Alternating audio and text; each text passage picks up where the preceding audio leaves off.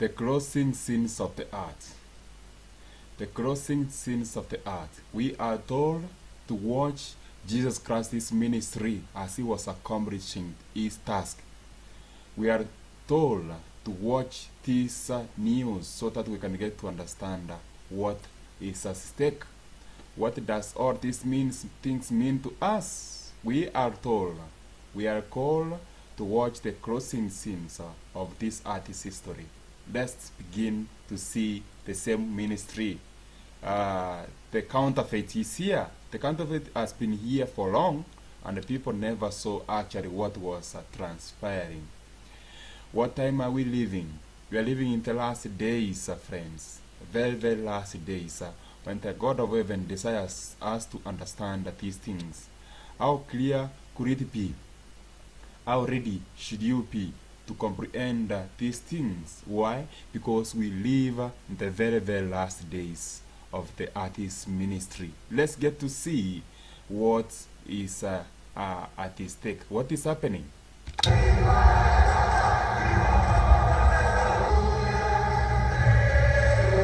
The closing scenes of the artist's history. The whole world. Pope Francis joined the Grand Imam of Southeast Asia's largest mosque on his 11th day of a tour promoting unity and peace. A significant yet subtle worldwide event occurred recently that most people are either distracted from or unaware of, given the ongoing conflict between Israel and Hamas and the upcoming U.S. presidential election.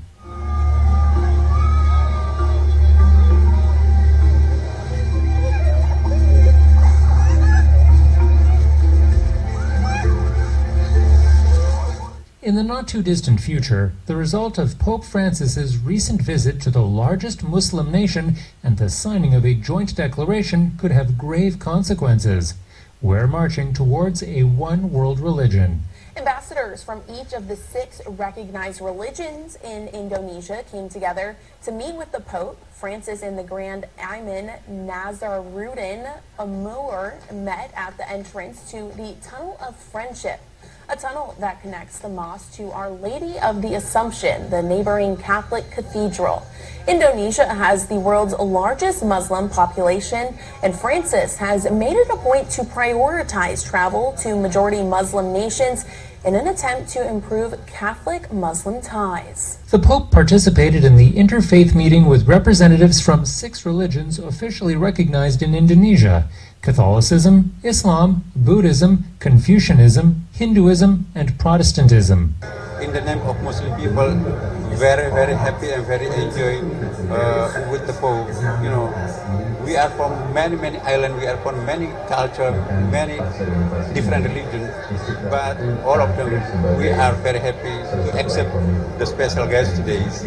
Most Christians are not aware of the groundwork that is being laid to ultimately bring the world religion under the papacy's direct control. The decision to visit a country with the largest Muslim population in the world with a message of religious tolerance and ecumenism is not a coincidence. Pope Francis kicked off his first full day in Indonesia as part of the longest trip of his tenure. Favorire una pacifica e costruttiva armonia che assicuri la pace e unisca le forze per sconfiggere gli squilibri e le sacche di miseria che ancora persistono in alcune zone. La Chiesa desidera incrementare il dialogo interreligioso. In a speech on Wednesday, Francis urged Indonesia to live up to its promise of harmony in diversity and fight religious intolerance. Francis met with the country's outgoing president and other Indonesian authorities at the presidential palace. This is not the first time we've seen spiritual leaders across Protestant groups bow to the papacy. We've addressed this in a different video, but it is worth noting again so you understand that what is happening is clearly an orchestrated plan to unite all religions under the direct control of the Pope. According to ecumenical protocol, the Eastern Orthodox would be first in order, as they are, of course, first in priority in the Catholic Church's ecumenical responsibility. The Evangelical Lutheran Church in America, the United Methodist Church. We Reformed Church in America, the Presbyterian Church in the United States, the National Baptist Convention, United States, International Pentecost Holiness Church, the National Association of Evangelicals, Lutheran Church, Missouri Synod, the Council of Churches of the City of New York, the Episcopal Diocese of New York. While in Indonesia, the Pope signed an interfaith joint declaration urging world religions to join the fight against extremism. Again, there is no plan to uplift the name of Jesus. We've just witnessed a really significant moment here at the Istiqlal Mosque in Jakarta. Pope Francis and the Grand Imam of Indonesia signed an interfaith declaration. It's calling on religious believers to reject extremism and to work together on the great crises facing the globe today. Now, the Istiqlal Mosque is a really significant place for this declaration to have been signed because it represents the coexistence between Christians and Muslims that Pope Francis and the Grand Imam want to see. It was designed by a Christian architect and is connected by a tunnel known as the Tunnel of Friendship to the Catholic Cathedral opposite. Now, Francis and the Imam would like to see this message, this declaration, resonate out across the region and the world. Whether they know it or not, these people are signing up for the one world religion. Pope Francis has no problem taking the climate change gospel to Indonesia. Still, he fails to take the gospel of Jesus Christ to the nation in darkness, with at least 80% of the population identifying as Muslims. Sadly, the Pope is not interested in evangelizing the lost. This headline reads, Pope hails Indonesia tunnel-linking mosque, Catholic cathedral as symbol of coexistence. Indonesia has the largest population of Muslims in the world. This would have been an excellent opportunity for the Pope to point them to Jesus Christ, the only one who can save them from the bondage of sin and grant them eternal life. Instead, the Pope cares more about people bowing down to him than proclaiming the gospel. It is the last great deception. People are bowing down to the papacy. It is the last crossing sins of the artist's history. There is a counterfeit Christ, a counterfeit. Isaiah chapter 9 verse 15 says, the ancient and the honorable, he is the head, and the prophet that teaches lies, he is the tail. People are bowing to the papacy rather than listening to the word of God about the peace in these last days, who is gathering all regions, all nations back to him. We need to sound the alarm in a time like this so that the people can be awakened from their slumber and return to Jesus Christ. In 1 Kings chapter 13, we see an old prophet who was a liar. And this old prophet actually did something. He deceived. There was an old prophet, 1 Kings chapter 10. Now there dwelled an old prophet in Bethel. And his sons came and told him all the works that the man of God had done that day in Bethel, the words which he had spoken unto the king. Then they told also to their father. So we have many sons of Rome, sons and daughters of Rome. What are they saying to their mother? That old prophets in Bethel are deceiver. They say, we have seen what people are speaking. They are so extreme, whatever they preach. We want to silence them. These people, if Jesus Christ was here today, they could speak to Jesus Christ and say, your father and your brethren, your mother and your brethren are calling you outside. Come down, Elijah. Come down, Elijah. The king has said, come down, Elijah. That message is just before closing the Jordan. Come down, Elijah. And it's the message of this last day. These are crossing sins of Elijah's ministry. These are the crossing sins of Jesus Christ's ministry upon the earth, who was more than a prophet. 1 Kings 13:13, and they said unto his son, saddle me the ass. So they saddled him in the ass, and they rode thereon. To go to where? To deceive. To go and deceive the man of God. They are going to deceive. The deceivers are arising in these last days. These are the ones, these are the doctrines of Rome. Rome is the peace spoken here, and this peace is riding nations. This is a nation. Rome is riding nations, friends. This earth woman, this earth pride, she is riding nation with our strange doctrines, which has made the world mad. The teachings of Rome has made the world mad. Rome is leading nations with our doctrines. Yes, they follow Rome. They bow to Rome. All roads are going back to Rome. Slavery. You can see Indonesian officials bowing to the Pope and some kissing his hand. This man said that seeing the Pope felt like seeing Jesus. That's blasphemous. Saya sangat senang, sepertinya saya bertemu dengan Yesus. The Bible foretold that the whole world would wonder after the beast, which is happening right in our own eyes. Only Jesus Christ, not the Pope, should receive such honor and adoration. However, the papacy does not shy away from letting the whole world know whose position she wants to take here on earth, which explains why Pope Francis is not afraid to sit between two cherubims. He usurps authority due to Jesus Christ. We addressed that in detail in this video. See the link in the description. This is not the first time the papacy has signed an interfaith declaration. In February 2016, Pope Francis signed the Havana Declaration, the joint declaration of Pope Francis and Patriarch Kirill of Moscow. This afternoon in Havana at Jose Marti Airport, a meeting 1,000 years in the making. Pope Francis met with Patriarch Kirill of the Eastern Orthodox Church, the first meeting between the leaders of Christianity's two largest churches since 1054, when a schism split the ancient church. According to Wikipedia, the 30-point declaration contains a joint call by the two church primates to end the persecution of Christians in the Middle East and wars in the region, expressing their hope that the meeting might contribute to the re-establishment of Christian unity between the two churches.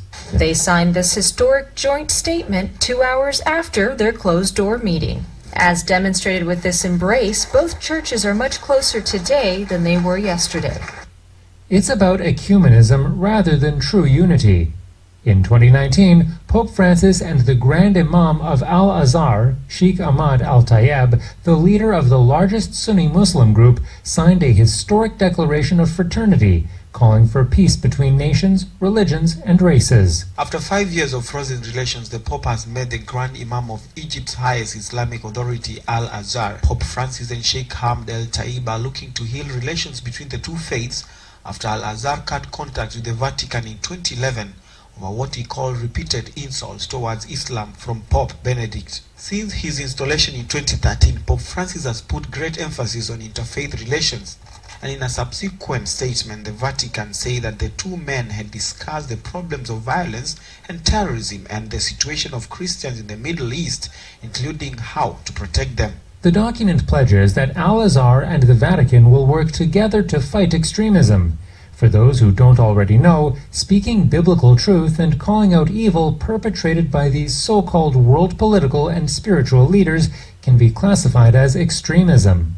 Again, in 2019, the Pope signed the joint declaration of the three Abrahamic religions. While we agree with the position these leaders took on matters concerning the end of life, we are equally concerned that the head of the Catholic Church continues to undermine the gospel while seeking common grounds with other religions. There will be no lasting peace until the Prince of Peace, Jesus Christ, is given his proper place. This is why Silencing people in the name of digital platforms are being misused and hate. The nations are speaking, Rome is also speaking, so whose doctrines are they drinking? They are drinking the doctrines of Rome, shutting down these media, shutting down even if it suggests in the name of fighting terrorism, extremism, fundamentalism. You are so extreme. Digital platforms are being misused to subvert science and spread disinformation and hate to billions of people. This clear and present global threat demands clear and coordinated global action. Our policy brief on information integrity on digital platforms puts forward a framework for a concerned international response. So, who is the chaplain of the United Nations? Pope Francis? Because we saw the doctrines of Rome are permeating our society. Rome's doctrines, the arrow to pride, the arrow to Gumana, she is riding nations, because Revelation 17 says that the Rome's teachings are making nations mad. Liberty is at stake. So 1 Kings chapter 13 verse 8. The man of God said unto the king, if thou wilt give me half of thy house, because here the man of God went to warn about church and the state coming together. We had a leader known as Joachim. Joachim was offering incense, what he was not supposed to do, church and the states, carrying both swords, the sword of the church and the sword of the government. And God was against that order. The only person who can carry two swords, it's God. So here, the man of God said to the king who wanted him to go and eat to him to the house, that even if you give me a half of thy house, I will not go with it to thy house, neither will I eat bread nor drink whatsoever is in this place. But the man of God had to listen to the voice of God. But later on, we see a false prophet, because we are told in verse 11, now there dwelled on that land an old prophet, Rome, who dwelt in Bethel, and his sons and daughters of Rome, as Revelation 17 verse 5 and 6 says, they told him all the works that the man of God had done in Judah, that day in Bethel, the words which he had spoken unto the king, them they told also to their father. So what did the man of God proclaim? He proclaimed the message that it is not lawful, like John the Baptist said to Herod, it's not lawful for you to marry Herodias, his wife, your brother's wife. It's not lawful. This union, this Jezebel and Ahab union is unlawful. So the man of God went his own way and returned by the way that he came to Bethel.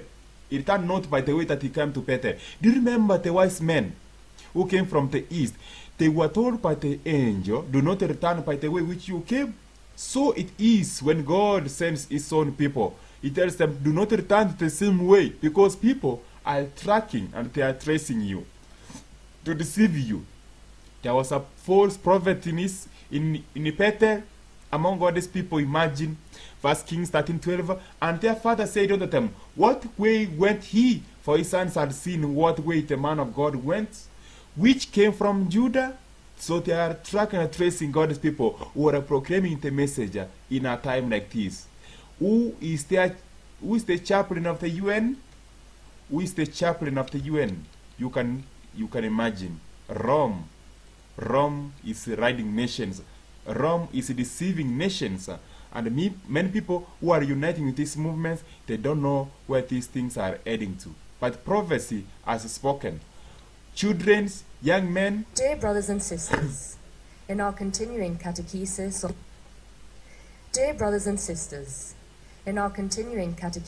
on the vices and the virtues, we now consider the sin of gluttony. As a guest at the wedding feast of Cana, Jesus taught the goodness of food and drink and the joy of table fellowship. These are young and old who are being fed doctrines in Rome. They are drinking. These are leaders from various nations all over the world. They are drinking from, they are drinking from Rome, from the mouth of the serpent. This is kind of confusion. They are being deceived. Even how to drink, what to eat. That's why you hear about free speech. So they are determining to you what you ought to listen to and what you ought not to listen to. They are conditioning people not to listen to Elijah because they see him as a trouble. They are conditioning people not to prepare the way for Jesus Christ's second coming, rather than to look upon the things of the earth. Greta Thunberg is speaking to this man the words which he has been given, reading from Pope Francis. Rejecting the ritual distinction between pure and impure foods, the Lord turns our attention to our personal relationship with the consumption of food. In societies troubled by eating disorders, and which all too often waste great amounts of food, even as many people in our world go hungry, our eating habits should be moderate and socially responsible. May the prayers we say in thanksgiving for God's gift of our daily bread inspire us to be mindful of our responsibility towards others and virtuous in our enjoyment of the good things of this earth. The Holy Father will now greet us in Italian. God no man holy. No man is holy. God no man that is holy. It's only God of heaven who is holy. What a deception. Drinking with rum, friend.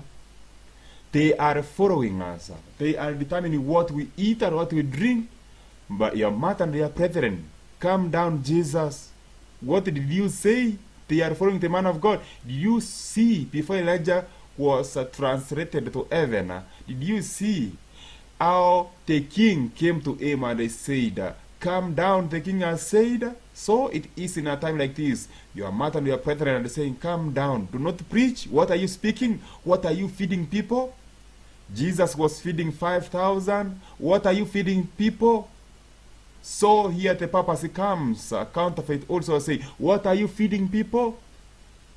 So when he came, when he was saddled on an ass, he came and rode the ass. You see riding the ass, riding the beast. An ass is a beast, riding the beast. So in these last days we have the papacy, who is the old prophet, a counterfeit here. And what is he doing? He wants to destroy God's people.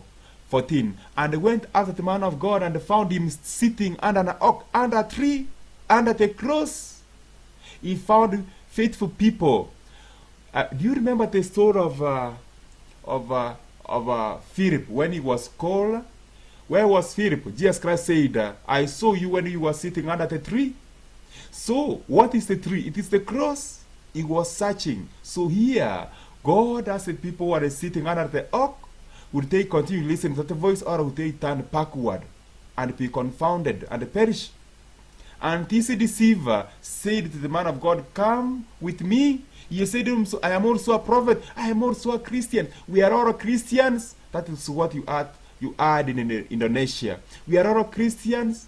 Oh, we are all brethren. But Jesus Christ, my brethren and my father and my brethren, my brothers and my brethren are those who hear and do the will of my Father. What is the will of my Father? Keeping the commandments of God. What a deceiver in this last day. The doctrines of Rome. Doctrines of Rome. People are drinking the doctrine of Rome. And they are being deceived. They are being led astray. These are doctrines of Rome. As you have heard, Rome is feeding and deceiving many people. Can people be awakened? Who can awaken them in a time like this? Agenda 2030. These are doctrines of Rome, friends. Doctrines of Rome, friend. Amazing Word Ministries in conjunction with Adventist angels watching the radio. Times of the end, friend, as you have heard. Greetings. What hold their peace? The stones would immediately cry out. Since the General Conference says here that when it comes to the issue of climate change, thoughtful Adventists won't have a beef with Pope Francis. We don't have an issue against Pope Francis. As a matter of fact, you read the article, they promote the same thing. So, Jesus then says, if they should hold their peace and won't expose the climate scam, the climate hoax agenda, then God has to raise some rocks from some other places to expose it, as we witnessed during the pandemic crisis. It was many from the Sunday churches that were standing up for their faith, for their religious belief, for their freedom of conscience to worship God according to the dictate of their conscience. Who are they? Let's get some more information. This is you who wrote this article. We will find this within this group by the name of Byzantine Catholic Patriarchate. Who are they? Let's get some more information. This is one of their websites, Byzantine Catholic Patriarchate. They are a community of monks, priests, and bishops living in monasteries. The BCP, again, Byzantine Catholic Patriarchate, is Pope Francis invalid. This is the same group speaking here, the same Eastern Catholic group speaking here. They said, since the Pope's invalid assumption of office in 2013, apart from the promotion of sodomy, Bergoglio, again that's Pope Francis, has made climate hysteria and environmental extremism central to his invalid pontificate. The reality is that global warming is an anti-science hoax. Dr. John Clauser, American quantum physicist and 2022 Nobel laureate, says humanity is not facing a serious climate crisis, and the fundamental phenomena that are the subject of UN reports are exaggerated and misinterpreted about 200 times. Meanwhile, what are the Adventist leaders saying? While true scientists are exposing popery, and you have a group within Roman Catholicism exposing popery, climate hoax, which is depopulation agenda 2030. Meanwhile, Ted Wilson and the General Conference said they have no issue with Pope Francis on climate change because the General Conference believe there is indeed such a thing as global warming. So they are deceiving, they are deceivers, and they are sleeping while the probation hour is just closing. Others are exposing the true Elijah. They are exposing while Jerusalem is sleeping, while Jezebel and her daughters, sons and daughters, they are sitting at Jezebel's step and eating and drinking. Where is Elijah? Where is Elijah? Where is John the Baptist to prepare the way? Here he is. Prepare the way, men of God. Expose it. Men, God as a people, even in Papron, what are they doing? Exposing the man of sin and his apostasy. With euthanasia, meaning injecting something into someone's body to put them to sleep, not sleep to have sing. Many on these poisons, those Babylonian poisons, promoted by Pope Francis. The plasmids in poisons, yes, all of them did. Let's continue. It went on to say, his slogan, they say, Pope Francis' slogan was, the poisons for all, it must be done. He also suggestively and falsely claimed that those who did not get the poison were committed a sin. Professor Jaroslav Turanek, a top specialist, briefly commented on these poisons, those Babylonian poisons, promoted by Pope Francis. The plasmids in the poisons can contaminate our DNA. Poison can be compared to what? Euthanasia. The poison can be compared. So God as a people who are exposing Papron and our doctrines, while God's people are sleeping, while they are sleeping, while they are eating and drinking, God as a people, even in Papron, who are exposing the wickedness of the man of sin. Repeatedly poisoned as a president. He wanted to move the government of all states to do what? Terrorize the population into committing this suicide. Just as he did to this day. Notice now, Pope Francis, has not apologized for his crime against the public. What was the crime against the public that Pope Francis, according to them, committed? Forcing the world to take the poison. So, Jesus Christ has a mission of restoration, but the papacy had an agenda of destruction, destroying men, friend, destruction. Papron, as Revelation chapter 18 speaks, it's all about merchants, it's all about money. Money, friend. Gaining. Committed as he terrorized the population into submission and forcing them to take the poison. No, he would not do this. To this day, he has not apologized for his crime against the public, even though the negative impact of this pseudo poison, including a number of deaths, is already a known fact.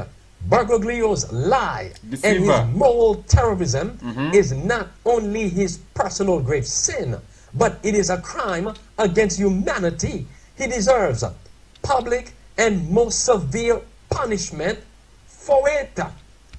While our leaders also were being deceived, while our leaders were advocating for the same for the same during the pandemic or the crisis. God had the people who had to stand, who had not bowed the knee to the gods of Ekron. They had not bowed the knee to the gods of Ekron or to the witch of Endor. They were faithful people. They never bowed to Rome's doctrines of climate change, and also they never bowed to the agenda. God as a people. Pope Francis said in COP 28, or in Laudate Deum rather, may this COP 28 prove to be a turning point, demonstrating a clear and tangible political will that can lead to a decisive acceleration of what? Ecological transition. Now, they are going to explain to you what in the world that the Pope means by acceleration of ecological transition. They said, what is behind these words? Answer, Bergoglio attempts to bulldoze over the facts of the leading scientists who deny the climate crisis and to impose a global what? NWO, which is dictatorship. New World Order, dictatorship, under the pretext of this fabricated crisis with the aim of achieving what? Depopulation. Ooh, brothers and sisters. For my people are destroyed for lack of knowledge. Because you have rejected knowledge, I also rejected thee from being what? I've also rejected thee from being my people. We cannot give up on dreaming that COP28 will lead to a desired acceleration of the energy transition with effective commitments subject to ongoing monitoring. End of quote. And listen to their explanation. What is Bergoglio dreaming about? Answer, about imposing a total dictatorship and ongoing monitoring at the implementation of the suicide agenda. Rome's agenda, very, very suicidal. They are indeed the people who are suicidal. They are really terrorism. They are really extremists. They are really fundamentalists. Why they are silencing us. They are the same people of whom a man is overcome. Peter speaks elsewhere of the same we see brought to bondage. Those who are coming as like your saviors. They speak great swearing words. They are the same people who are leading us to captivity, enslaving us. The ancients and the honorable, he is the head. But the prophet who teaches lies, he is the tail. There was a prophet a false prophet and an old prophet in Bethel, a deceiver, a very great deceiver. Common good.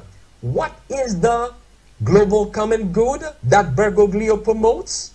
It is what? The Population Agenda 2030. You don't want to hear it from me? The spirit of lies and death that he possesses. He initiates the creation of world organizations equipped with the power to provide the global what? Common good. What is the global common good that Bergoglio promotes? It is what? The Population Agenda 2030. Did you hear what Greta Thunberg was speaking in the Vatican? It was just saying what you eat, what you drink is now defining what you eat or what you drink. It's wrong. In Babylon, when God's people were taken into captivity like they are now, they were told what to drink, what Ananias, Mishael, Daniel, and the other boy, they are to stand and they say, we ought to obey God rather than men. We will not eat that one. What are the people been eating and drinking? What our nations have been drinking is from Rome. You saw them weeping for Rome, weeping and bowing to Rome. What a deception in these last days. I wonder on your side would you be in a time like this? You need to be awakened. Pope wrote in Laudato Deum recently, i.e., for example, political power. He says, to provide for the attainment of certain essential goals. In this way, there could come a multilateralism that is not dependent on changing political conditions and possesses a stable efficacy. End of quote. Now they are explaining what the Pope is saying. Here, Bergoglio reveals that he is implementing the ancient plan of the secret architects to establish a worldwide dictatorship to which all governments and all nations must submit. In other words, the false prophet Bergoglio is the false prophet. There was a false prophet who saw the man of God coming to Judah against church and states controller. He said, no, I am also like a prophet. Listen to me. This is the false prophet. What was he? Who was preparing for the reign of the beast? Preparing the reign of the apocalyptic beast. Preparing the way for Rome to take global dominance. What a warning to us in these last days. God as a people who will continue excommunicated himself from the church and therefore cannot be its head. He is not a valid pope. He is a deceiver and a liar. Moreover, not only does he abrogate spiritual and moral laws by his lies, but he also seeks to destroy the natural laws, which with the aim of achieving self-destruction of mankind and the eternal damnation of souls. Every Catholic believer, priest, and bishop must do what? Separate themselves from who? From this Judas occupying the papacy. What a message God as a people. This from the Catholics themselves. Indeed, how can people not understand that the deceiver is among us? For we are told it means, for that day, the second coming of Christ shall not come, except there come a falling away first, and that men of sin be revealed. And who is he again? The son of perdition, who opposeth and exalteth himself above all that is called God, or that is worshipped, so that he as God sitteth in the temple of God, showing himself that he is God. So they just declared that the Pope is the beast. The Pope is the beast. Rome, friend. Rome is the beast. Riding the beast? Who is this riding the world? Riding the world, friend. The beast here is a nation, and the nation which is riding the world. He had as a man as the head, account of it. This is the church. This is an earth church, friend. Through the dark ages, superiority and supremacy was conceded by emperors and kings, although God had sanctioned no such concession and raised up men to do what? To dispute the claim. So God had raised up men to do what? To dispute the claim. God has raised us as a movement to also dispute the claim, to continue to do it, to continue the protest, as Spirit Prophecy says, until Jesus comes. Keep on warning, keep on crying, friend, for it is the last days, as you have heard, the Antichrist shall come. He is here, just before us. We need to be wide awakened. We need to understand where we are in the prophetic history. The doctrines of Rome are deceiving the world. People are drinking the doctrines of Rome, being deceived and led astray. And it came to pass after he had eaten bread and after he had drunk from the false prophet, that he saddled for him and asked wits for the prophet whom he had brought back. Many of God's people, they say we don't have a peeve. They have gone back. They have gone backwards. They have gone back to Rome to drink doctrines of Rome, which we hear from Papron itself that again indeed it is the dictatorship, it is a dystopian society. And when he was gone, a lion met him by the way and slew him, and his carcass was cast in the way, and the ass stood by it. The lion also stood by the carcass. Many are going to be left like a carcass. Many are going to be left like a carcass in a time like this. Many are going to be left in great darkness, friend, because they have gone back to Rome. They are drinking from Rome. They need to be awakened. They need to understand that God has set us as a church on a hill which cannot be hidden. But many have hidden the light. Many have hidden the light for so long. God as a people, when you speak of a peace, reading a peace, God needs people who will be like a good Samaritan, who will assist people who are perishing. People have been wounded. Nations have been wounded. People have been wounded. Tongues of people are wounded, friend. The Trinity message is a rescue message. But here, we see God needs true sons and daughters. The true sons and daughters who should be sons and daughters who should be riding are those who will rescue the perishing. So we are told in Judges chapter 10 verses 3. And after him arose Jair, a Gileadite, and judged Israel 22 years. Verse 4. And he had 30 sons that rode on 30 ass colts, and they had 30 cities, which are called Jair unto this day, which are in the land of Gilead. So we had 30 sons who are riding 30 priests, 30 nations. A piece is a nation. What a message. They were riding a nation. So who was in charge? God was in charge. But here we find a one man. We find a one church riding all nations. Riding all nations. 10 nations. 10 nations. 10 economic blocks. Riding nations. For business purposes. Riding nations. What a message.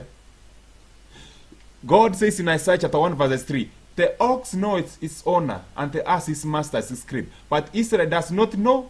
My people does not consider. My people don't know their God. They weep. They mourn for Ram. They weep to Mary.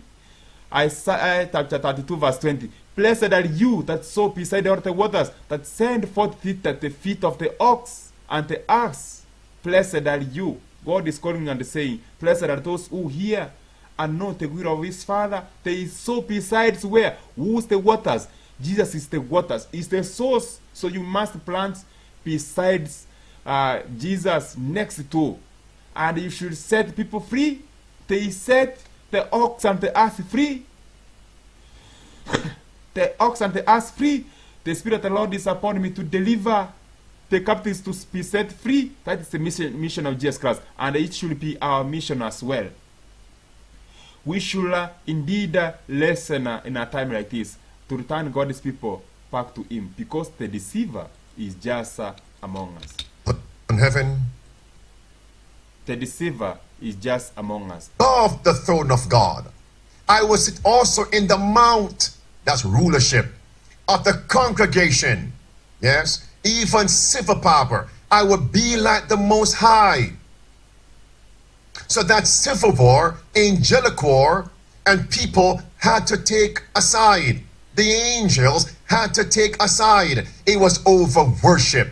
Matthew chapter 4, verse 8 through verse 10. It was over worship. And the final civil war is going to be over worship. Revelation 12 and verse 17.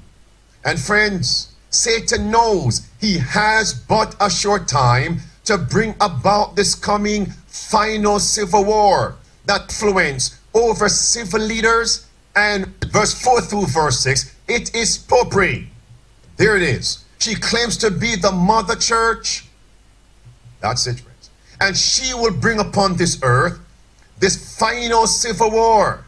Now, in that predictive programming movie called Leave the World Behind, it was stated that there are 3 stages to bring about the overthrow of America's government. I want to share with you those 3 stages. And most of you are actually aware of these scenes in Leave the World Behind. And what did the lead character say? Take a look at this. He mentioned in that vehicle, there are 3 stages to topple a country's government from within. The first stage, isolation. The second stage, synchronized chaos. And now, they'll roll out misinformation. Yes? Are we in that time? What is trending? on the media. Disinformation, misinformation. We must combat misinformation, shut down and blacklist those sites because they are promoting misinformation. That's stage 2 of the 3 stages to overthrow a government from within, a Trojan horse takeover. So what is stage 3? It's right there, red words.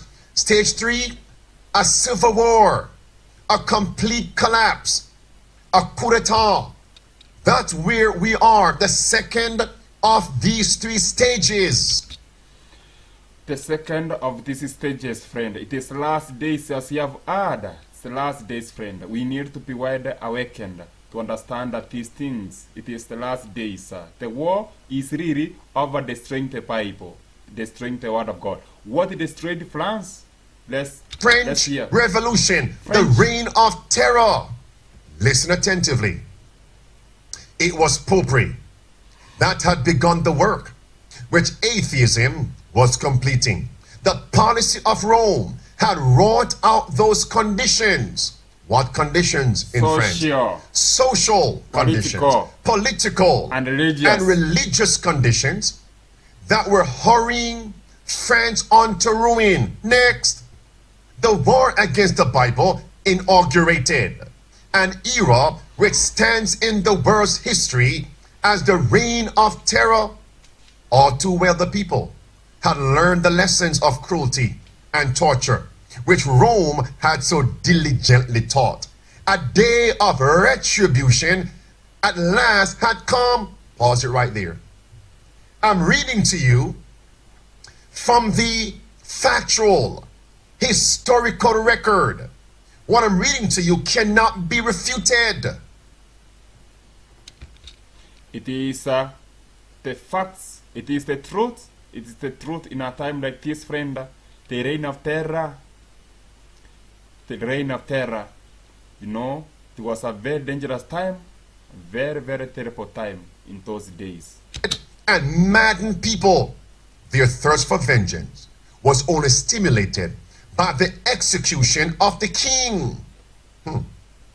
They beheaded the king of France. Continue. And those who had decreed his death soon followed him to the scaffold. A general slaughter of all suspected of hostility to the revolution was determined. Let me break that down for you, friends. In other words, friend, it is the last days, friend. We need to be awakened. We need to understand that Rome is riding again, is rising to power again. Along the Jacobin ranks, in the short space of 10 years, mercy, civil war, multitudes of human beings perished.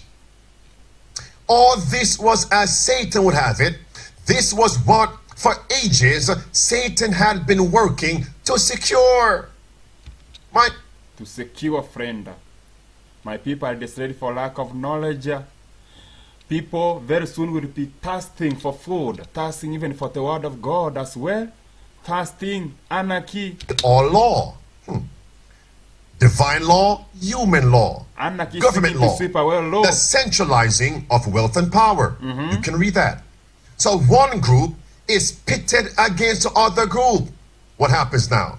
The combinations of the poorer classes for the defense of their interests and claims.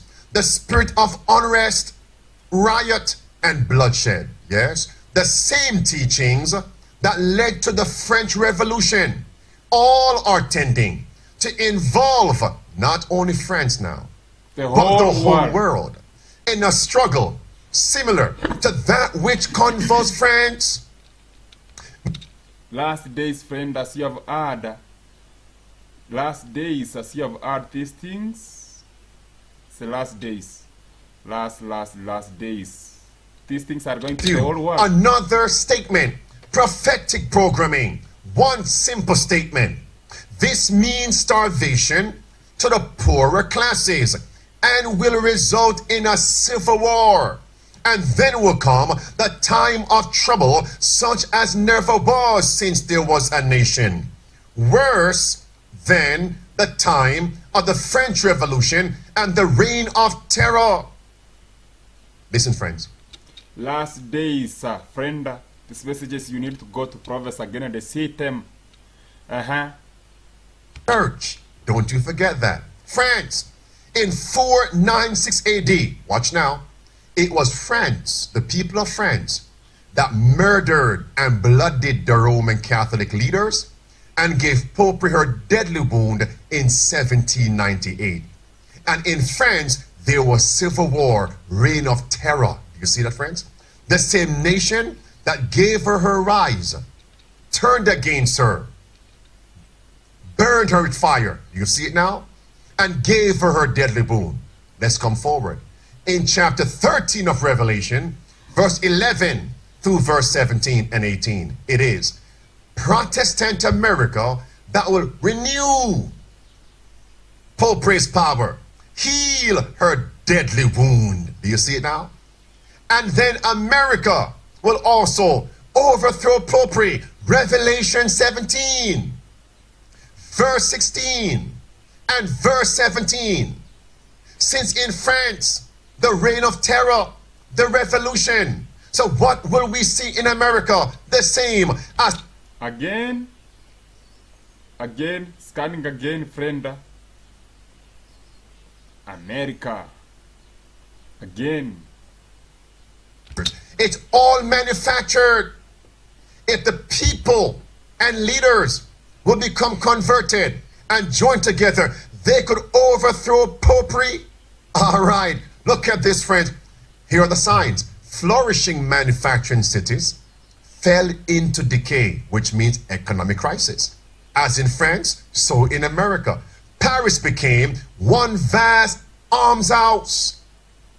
At the breaking out of the revolution in France, how many people were government paupers? 200,000. Yes. Yet the Jesuits of Rome, they flourished. Do you see it now, friends? Yes, look at this now.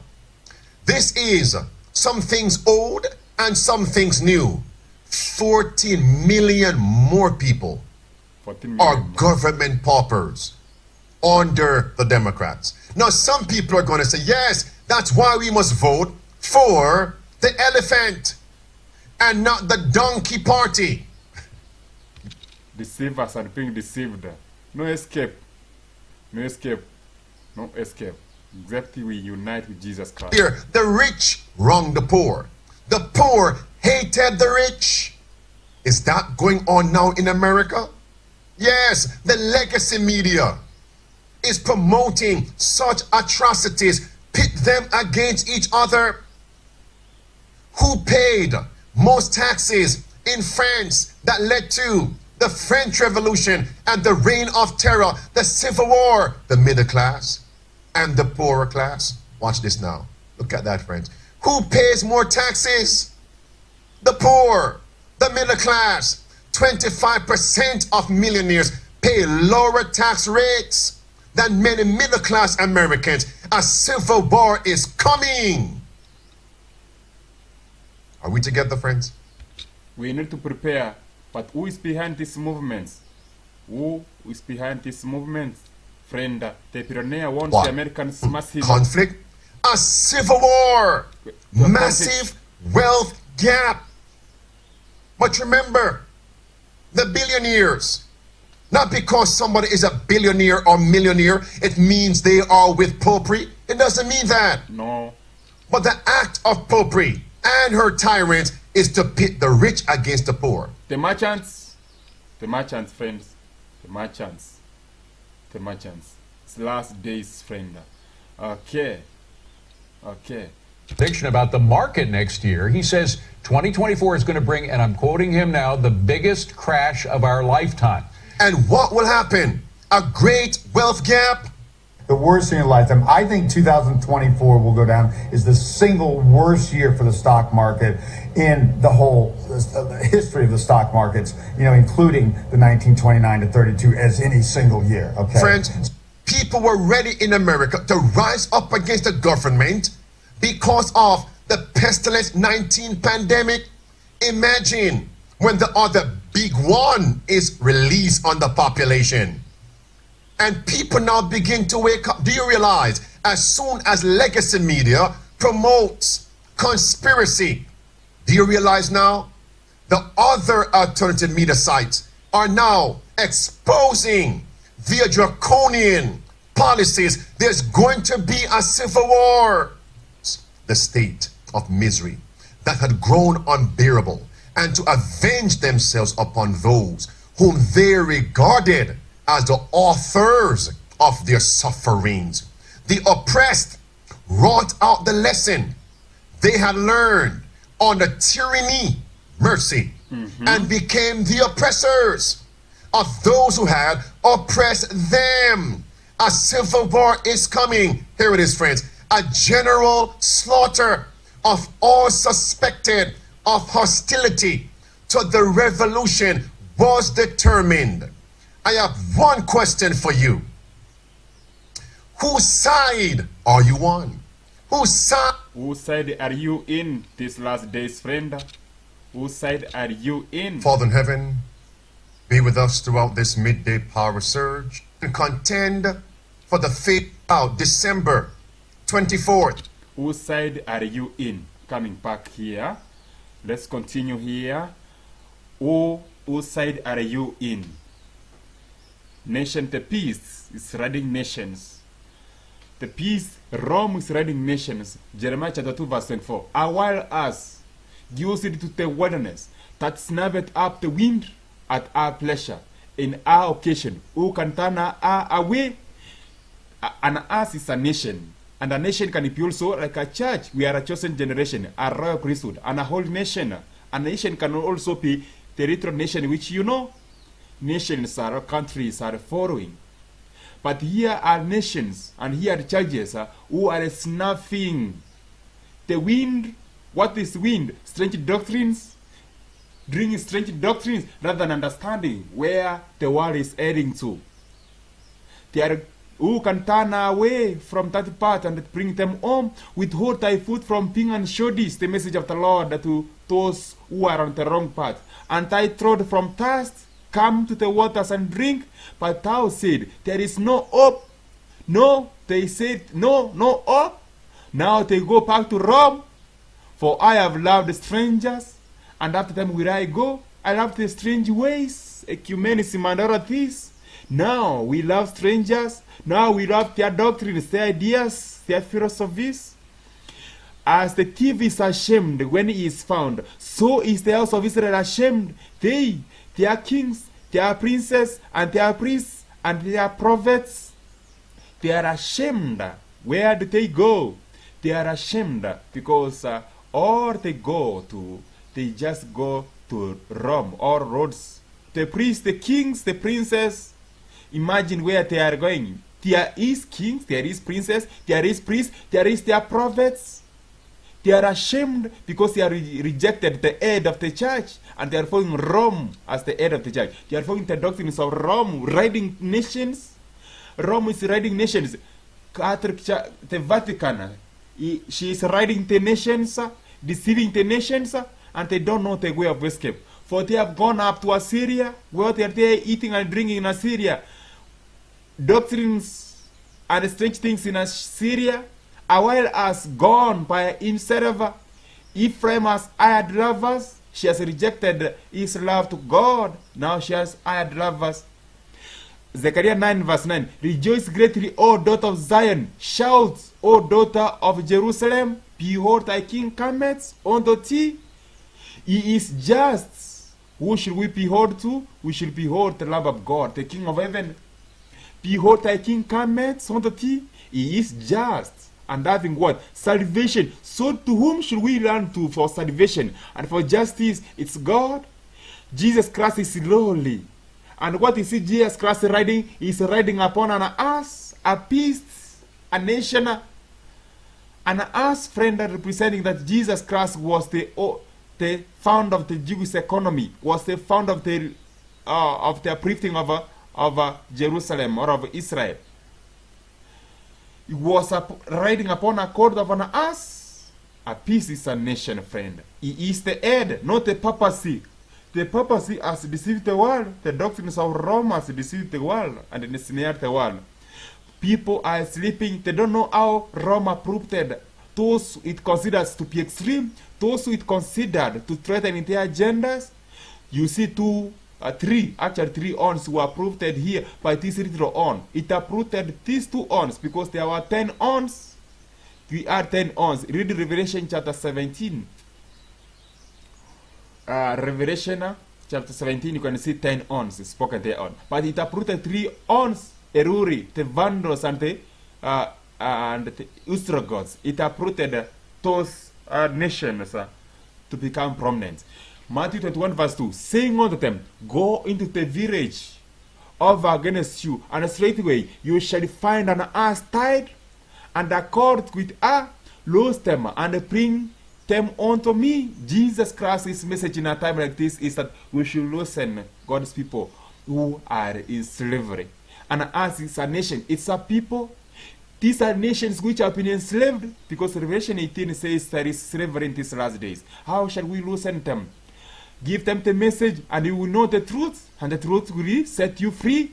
Set them free. 2 Kings chapter 7 verse 10. So the lepers came and called unto the port of the city, the watchmen of the city, and they told them, saying, we came to the camp of the Syrians, and behold, there was no man there. God has the people, the true Elijahs in this time, who will tell them that this is the time to finish the task. This is the time to do this noble work. Why? Because we have gone to other cities. We have gone to the Papron city. We have gone to the center of abomination. We have gone. We have seen what is happening in Rome, that she's deceiving nations. We see there is no man there sounding the alarm. Come, let's sound the alarm. Need the voice of man, no prophecy, but us as tied. God, these people have been tied and then enslaved. And us as tied, and us is a church. For us as a revelation. Those are, that is a church in various periodic times in history. In Rome is reign, friend. Us as tied, and the tents are tents as they were. God is holding the 4 winds of the earth so that God's people can be awakened, friend. Do you understand? God wants to take his people from captivity so that they can come to him. Rome is raiding nations, friend. Is deceiving nations. Nations are in captivity in these last days, friend. Rome is behind this chaos. Rome is behind this chaos. 2023, reporter Catherine Herridge fret over prospect of Black Swan event in 2024. She says it's ominous, and this took place this past Sunday on Face the Nation. Let's take a look at this. They were asked what would be the prediction for 2024, and here is her response. Listen. Well, mine's a little dark. I just feel a lot of concern that 2024 may be the year of a Black Swan event. This is a national security event with high impact that's very hard to predict. There are a number of concerns that I have that factor into that. And not only this sort of enduring heightened threat level that we're facing, the wars in Israel, also Ukraine. And we're so divided in this country in ways that we haven't seen before. And I think that just creates fertile ground for our adversaries like North Korea, China, and Iran. And that's what concerns me most. We are living in a divided country. A divided country. God's people have been dividing. You saw in the pandemic time. What did we learn in the pandemic time? A division, 2 groups. All cyber pandemic, even outer space calamity, Black Swan events. There it is, friends. There it is, 7 events on the screen. And then they're talking about our rights and liberties are going to be suppressed. Control. You saw what Rome's agenda is? It's to suppress, control, friend. To suppress and control God's people in these last days. We need an awakening. We need an awakening in a time like this. Because we know it is the last days. We need an awakening of God's people to understand that Rome is riding nations, Rome is deceiving nations. There is a false prophet. Where is a true man of God in a time like this to awaken people? The Lamb opened one of the seals, and I heard, as it were, the noise of thunder. One of the four beasts saying, "Come and see." Verse 2, and I saw, and behold, a white horse. That's it, friends. That's the white horse. The church needs purity. But in this time, us as a penitide, who can awaken the people in a time like this? They need an awakening. They need a preparation. We need to prepare the people of the earth for what is coming in these last days. Are you ready?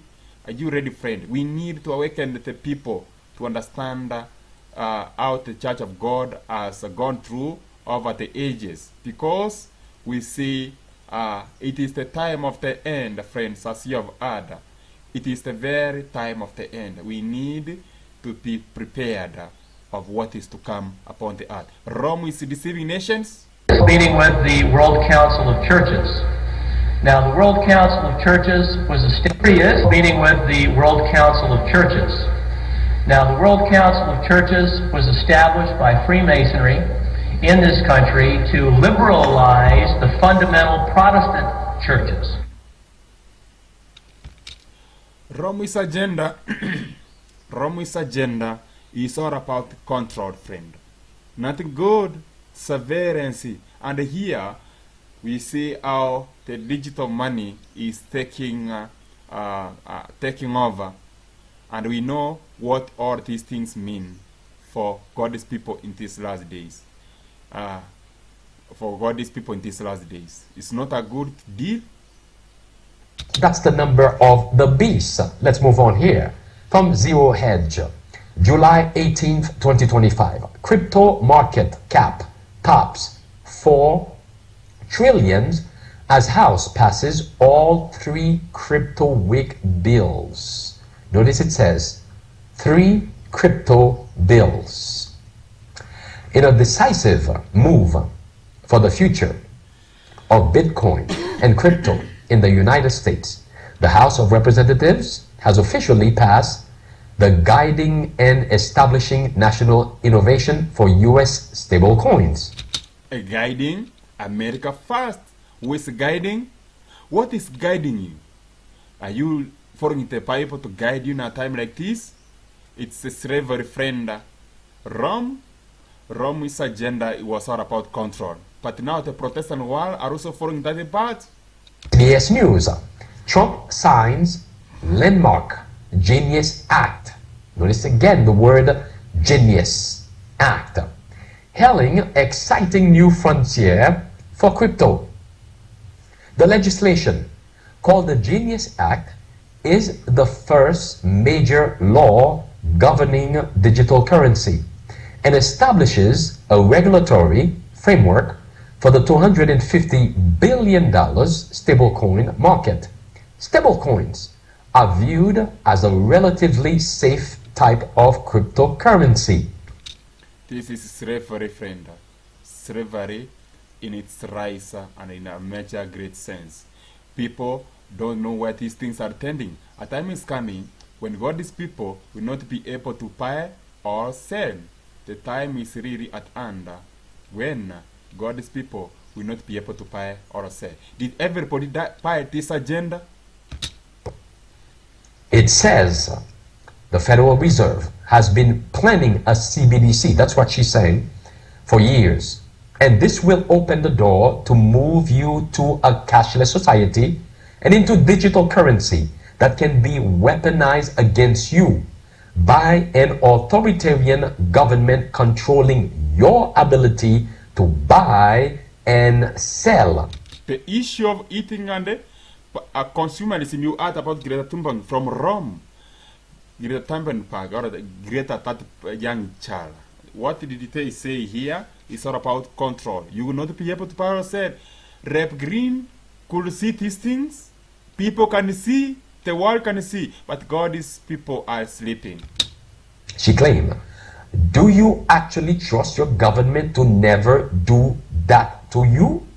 And here is a small excerpt of what she had to say again. But what is happening today is the groundwork is being laid, and it's all in the name of cryptocurrency and stablecoin, but it is the entire regulatory process to switch us from cash to a cashless society to digital currency that can be controlled by the federal government. And there will be no ban on a central bank digital currency. There will be no way to protect your ability to fully control your digital currency in the future. So, we are being controlled, friend. The future which we see in this cashless society will not be able to buy ourselves. That's where we are heading to. And majority could say, I see these things like the mark of the beast. It is like the mark of the beast. These are devices which the enemy uses in these last days to enslave God's people. Receive the mark of the beast. And if you don't receive it, then the death penalty will eventually come. Oh, brothers and sisters. And again, this article says mark of the beast. Green warns of end times as she opposes Trump's pet bill. Again, that's not the mark of the beast, but it is a tool that leads us to the mark of the beast. Marjorie Taylor Greene suggested that a crypto bill backed by President Donald Trump could be a sign of the end times predicted in the book of Revelation, the Genius Act. Remember that? We'll talk more about this Sabbath. There's not been CBDC or maintain people's chains of custody. In other words, friend, you can hear how and where we are in prophetic history in these last days. Two groups of people are existing in these last days, friend. On which side will you be? The mark of the beast, as we know, is the enforcement of Sunday observancy.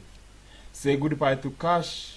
Those are the days which we are living. We live in evil days of the end. I wonder on whose side will you be in a time like this. You need to be wide awakened. What agenda of the world? Everybody's on board. Everybody's on board. Buying and selling issue. Everybody is just on board. I wonder whose side will you be in a time like this. Who are you following? Rome is behind these movements. Rome knows how to control the masses. And that is the agenda. For the sake of fighting terrorism, tracking and tracing what you power do. That is the agenda, so what you see in a time like this. Luke 4 verse 18. The message Jesus Christ's message is to preach deliverance to the captives. The message we have been given in a time like this is to preach deliverance to the captives. Even like the Sabbath was given to us as a sign of deliverance. A sign of rest. So when you hear about an ox or an ass, you remember how God's people should be delivered.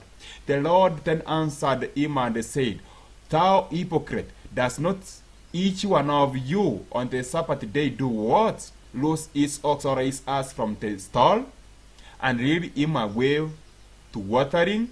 So people should be brought to the waters. People should be brought to Jesus Christ. In a time like this, when churches are sleeping, people should be brought to the waters and understand. Woe to thee, O land, when thy king is a child, and thy princess eat in the morning. Are you going to eat in the morning when it's done? No, friend. We need to eat these nights, for gross darkness is covering the people, and people don't know how to escape this gross darkness. God gave a message to the disciples, even to us, when that was the morning, when they were sowing. But in this evening time, it's evening, friend. Don't wait for the morning, no another morning. And this evening, we are told not to withhold our hand from sowing, like you were sowing in the morning. The morning is when the gospel started. God is calling us to continue the message, continue watering, because the day is coming, the time is coming, when we will not be able to buy ourselves, when we will not be able to do anything. Nations are moving together. Nations are banding together. What do you see? Rome is raiding nations, banding together. That is a great question. I gotta go. Long story short, you're probably fine.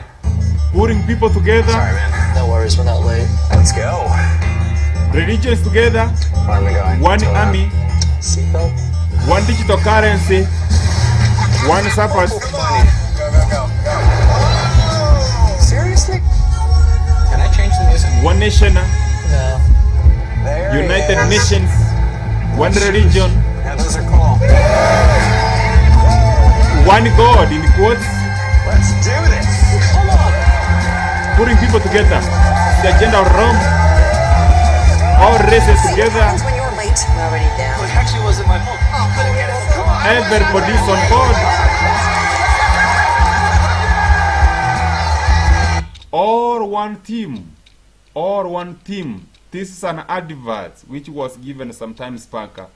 Putting people together. All one. All one. What a deception in these last days. People are being deceived. Less cooking, more sun worshipping. I'm going to segue into another important current event. Look at the last phrase in red words and blue. The blue words underlined. Connected with the climate change movement is the health movement. And we're told, my friends, we're told, based on great controversy, page 589 and page 587, we're told the temperance movement is also connected to the Sunday law movement. Now, those of you alive, what organizations today promote health, well-being? What local stores do people generally go to buy health foods? To buy health foods. That's a hint. To buy health foods. And this grocery store and health store is owned by Amazon. What is the name of that store? Thank you, Pam. Thank you, Maria. All right. It's Whole Foods, Tori. It's Whole Foods. Look at the screen, my friends. What if I told you Whole Foods now has an advertisement which says, watch carefully to what this says, my friends. It says, less cooking, more sun worshiping. Less cooking, more sun worshiping. Didn't say worship God on Sunday. That would also be unbiblical. The movement of the Antichrist. It says sun, S-U-N, worshiping. Now, of course, that's paganism. And we know that Sunday worship has its origin in worshiping the S-U-N by nature worshippers and pagans. Hold on. I'll come back to that. Notice here, my friends. Now, this came to my attention from evangelist there on Advent Messenger. All right, friends. Andy Roman. You can also visit that website and you will see how he analyzed this article. Headline, Whole Foods Market. The ad, we need more sun worshipping. Look at the left of your screen. Bottom, that's the actual billboard, or may I say advertisement board. Less cooking in green. More sun worshipping. Now, friends, you know, I had to do my research, my friends. Look at that on the screen. And there's an advertisement that says, less cooking, more sun worshipping. Look at that, my friends. Look at that on the screen. Look at that. It's bold.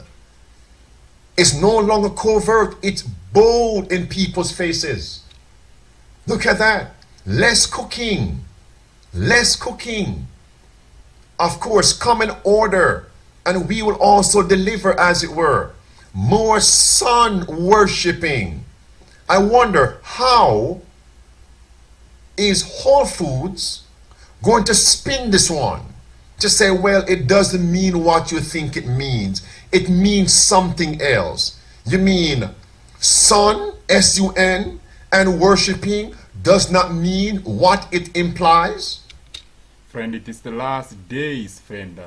What you see, what you hear, friend, what a dangerous time we live in these last days. I wonder on whose side will you be in a time like this? Sunday worship is being agitated before our eyes. Worship at last days, friend. The real agenda is not about worship. The crisis before us about worship, friend. On whose side will you be? You are being awakened. You are being awakened to return to the Almighty, even to hearken to His voice. We are in a crisis. Stop Sunday law, hate speech. You have heard about hate speech, and it should be an awakening to you in these last days that we are surrounded as a people. We are surrounded by the enemy. So, what is the agenda in these last days? To many, Sunday worship, friend, to many people, to many. Of sin, to call the world to keep God's commandments, as both Revelation 12:17 tells us and 14:12 tells us, to keep the commandments of God. Notice on the screen, we read from manuscript 24, 1891. By many, the Sabbath of the fourth commandment is made void, being treated as a thing of naught, while the spurious Sabbath, the child of the papacy, Sunday, is exalted. That will be the mark of the beast.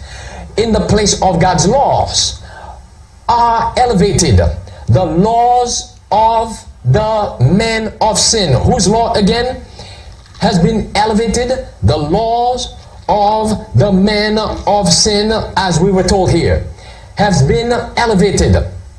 Oh, we need to proclaim the loud cried message, as we were told.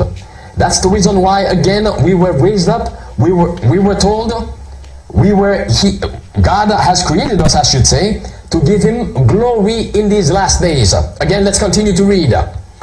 The laws of the men of sin has been elevated in the place of the laws of God, and laws that are to be received and regarded, listen carefully now, as the wonderful golden image. Whose image again? Nebuchadnezzar's. We are being drawn back to the time of Nebuchadnezzar, when he erected this image and commanded everybody to bow to that image and to break the laws of God. This is the context. This is the issues that we find in these last days. Let's continue.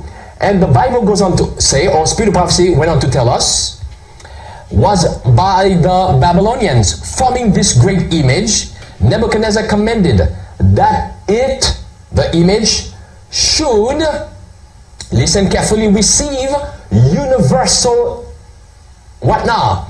Homage. It means worship. Now this is exactly what Revelation chapter 13 tells us about the papacy.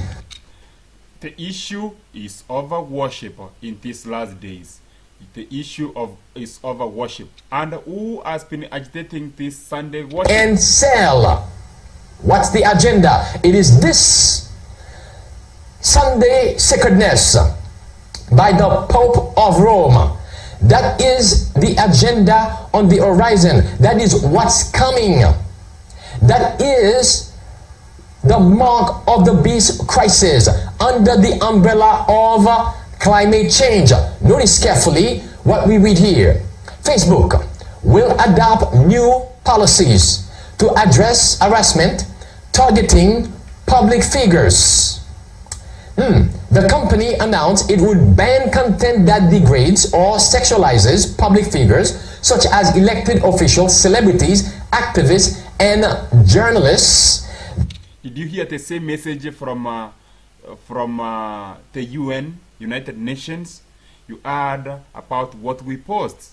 We are being tracked and traced, friend. Very, very soon that leap at which we are enjoying will be going away, because it is the last days. This builds on the company's current policies that exist to protect ordinary users in the same way. We made these changes because attacks like these can weaponize a public figure's appearance, which is unnecessary and often not related to the work these public figures represent. And sympathy, mercy, it's a sign of the last days. Do you hear these things? Do you hear these things? Who is behind these agendas? It's Rome. Receive and accept as God, verse 4, chapter 13 says, they will worship the men of sin. As this article says, we've covered this before, when it comes to climate change, keep in mind climate change, we need to look earthward, not to the heavens for the solution. Last sentence, a scriptural way of framing human-made global warming counsels us looking earthward, not heavenward, for a solution.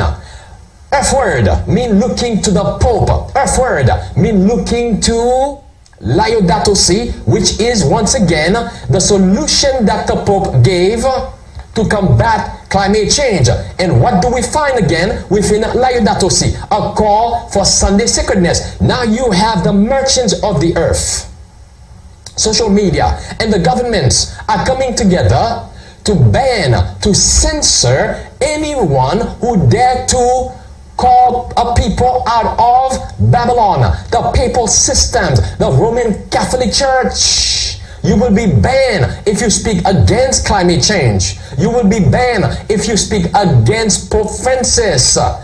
Elijah, calm down, the king has said. Elijah, the merchants of the earth, together with the patron, they say, calm down. John the Baptist, calm down. Jesus Christ, they told him, who gave you the authority, calm down. That is the agenda in these last days you have heard. It is the last days, very last days, friend. Censor,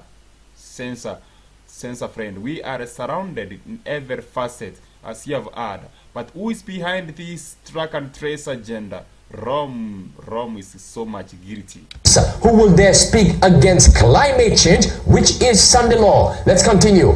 Next, it goes on to say, as we approach, listen carefully now, as we approach November's United Nations Climate Change Conference COP26, the letter reads, it's never been more clear that we are running out of time to avoid the catastrophic impacts of climate change. Research has outlined that it is far more efficient to prevent the spread of disinformation than to try to correct it afterward. The groups are calling on all big tech platforms to take concrete, transparent steps to eliminate climate disinformation.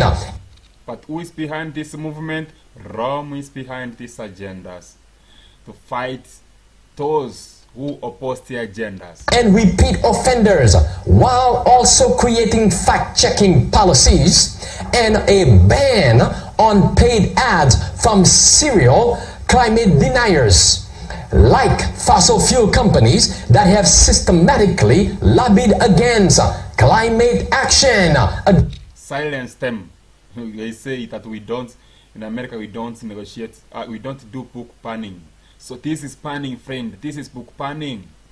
Consensus on climate change. The new policy will be implemented next month. Google crackdown will affect any user contradicting consensus on climate change. The new policy will be implemented next month using a combination of automated computer tools. November, Glasgow, after the Glasgow COP26. Oh, this is so important. Using a combination of automated computer tools and human review. First Amendment, keep those words in mind, First Amendment scholars say that the tremendous power and reach of platforms like YouTube pose thorny problems in regard to what now? To free speech. The war is over free speech. The war is over free speech. So what are we told in America? What are we told to free speech? Free speech. First Amendment. Notice on the screen, Great Controversy 564. The Constitution of the United States guarantees liberty of conscience. Nothing is dearer or more fundamental. Pope Pius IX, in his encyclical letter of August 15, 1854, said, the absurd and erroneous doctrines of ravings in defense of liberty of conscience are a most pestilential ever, a pest of all others, most to be dreaded in a state. The same Pope, in his encyclical letter of December 8, 1864, anathematized those who assert the liberty of conscience and of religious worship, also all such as maintain that the Roman Catholic Church may not employ force. So they did it then, and they are doing it right now. Anathematize, ban hate speech, liberty of conscience. Is this happening again? Revelation chapter 18 speaks of the merchants. They have one man with Rome. Rome is agenda. What did Rome speak? The Silicon Valley. Pope demands Silicon Valley to do what? In the name of God, censor hate speech? Conspiracy theorists? Let's listen. Listen now. From Zero Hedge, Pope demands Silicon Valley. That's Facebook, Twitter, YouTube, Google, you name it. By day, we are told to look upon the crossing scenes of the artist's history. When Jesus Christ was about to enter Jerusalem, look what was waiting him. Jesus, when he was walking by the way heading to Jerusalem, he saw crosses being erected in the way. He saw, I'm going to be crucified very soon. The truth is going to be crucified very soon. He knew that the truth was going to be crucified. When he saw the cross on the way, he understood. So we are told to look upon the closing scenes of Jesus Christ's earthly ministry and understand and learn to know what is just coming upon the artist's history. There is a counterfeit in these last days. One more time. Pope demands Silicon Valley, in the name of God, do what now? Censor, ban, hate speech, conspiracy theories. Pope Francis invoked God in an effort to pressure Silicon Valley, the merchants of the earth, giants, into censoring more content. Listen now, it says more content. In other words, the Pope has been the one behind all of those censorship. You have heard it, the man of sin behind these movements, friend. It is the man of sin, this popular movement. Rome. Fight racism with the help of whom now? Religious leaders. So notice now, Protestants, the so-called Protestant leaders, are part of this. Why? Because they also keep Sunday, as we were told. It is the last days, friend. I cannot cover everything. That's why I'm skipping here and there, so that we can get to understand. For much more, you can visit their websites and understand much more. Fake news, Pope Francis fakes social media farms in the name of God. The Washington Post, 2021, October 19. So you can see in these last days how free speech is being closed. Like in the days of the apostles, when they were left with a mission, we are going to find hard times. We will be jailed because of this. Concentration camps are being formed everywhere.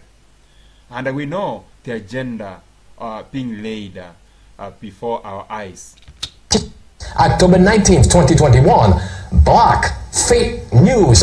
Pope Francis begs social media firms in the name of God. He also said he cites on general media outlets declaring, in the name of God, I ask the media to stop the logic of post-truth, disinformation, defamation, slander, and the unhealthy attraction to dirt and scandal, and to contribute to human whatnot, fraternity, and empathy with those who are most deeply damaged.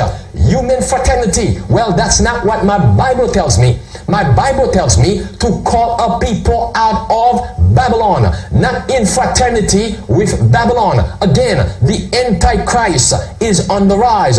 God tells me. It is the last days, friend. Watchman, give them warning. It is the last days. Closing scenes of this artist's history. Closing scenes. Unclean and hateful bird. That's where the seat of Satan is, at the Vatican. And that's the reason why we cannot keep quiet. We were given the proclamation of the loud cried message to give to this world at this time. God has raised us up for such a time as this. As Spirit of Prophecy tells us here, Testimonies to Ministers, page 118, in the very time in which we live, the Lord has called his people and has given them a message to bear. He has called them to do what now? To expose the wickedness of the men of sin, who has made the son-in-law a distinctive power, who has sought to change times and laws, and to do what else? To oppress the people of God, who stand firmly to honor. Do you want to honor God, my brothers and my sisters? The time is here to show our loyalty to our Lord and Savior, Jesus Christ. Honor him. Honor Jesus Christ. Return to him. It is these last days. Whose stamp do you have? Whose stamp do you have in a time like this? Ministries out there, self-supported, they are playing safe. They are only posting things that will not get them in trouble. Is that Christianity?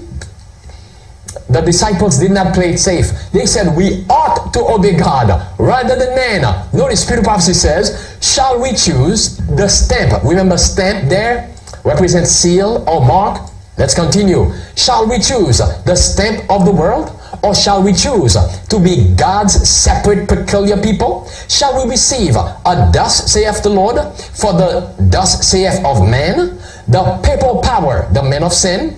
Besides that, the Roman Catholic Church has changed the law of God.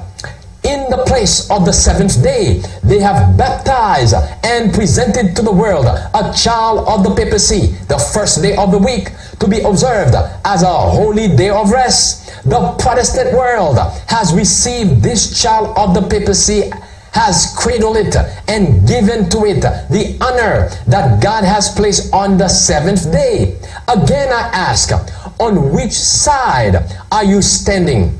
If the Lord be God, follow him. But if Baal, then follow him. Whose side are you in these last days? It is the call. Whose side are you in? You have been given the warnings, messages that you be on the Lord's side, because it is the last days. Time is short. Time is very short. The times which we live. Time is very short. And the messages have been given here and there, but people have not been awakened. Rome is raiding and feeding nations with strange doctrines. Rome is making Jezebel is here. Jezebel, men are sitting at Jezebel's table rather than sitting on the Lord's table. Men are drinking doctrines of Jezebel, doctrines of Rome, which has deceived the world. Who is raiding the nations? Who is the head? Who is the head? Nehemiah chapter 2 verse 12 says, and I rose in the night. It was gross darkness, friend. And there's some few men with me. It's like when Abraham was rising. He arose very, very, very early in the morning. And he saddled an ass. And they went with some few with him. Neither told I any man what my God had put in my heart to do at Jerusalem. Neither was there any beast with me, save the beast that I rode upon. A beast is an animal. Riding the beast? Who is riding the beast, friend? Who is going before you? Who is going to fuel? It's God who is doing his strange work, preparing the people of the earth. So he carried me away in the spirit, into the wilderness, and I saw a woman sit upon a scarlet-colored beast, full of names of blasphemy, having 7 heads and 10 horns. Rome, friend, Rome is just here. Rome is just here. To help us? No! Rome is not coming to heal wounds or to save us, but to destroy us, friend. Luke chapter 10 verse 34. And Rome's shackles are covering all over the world by the magians, the UN, in the government institutions, and in courts of justice, and Congress and all this. We see the politics of Rome being steered. And I went to him and I found up his goons, That is the work which God's people should be doing.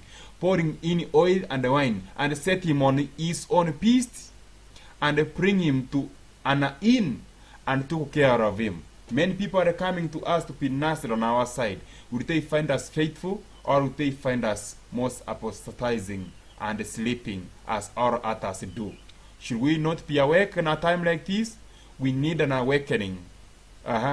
We need an awakening in a time like this, because it is the last days. You have heard the Antichrist is coming.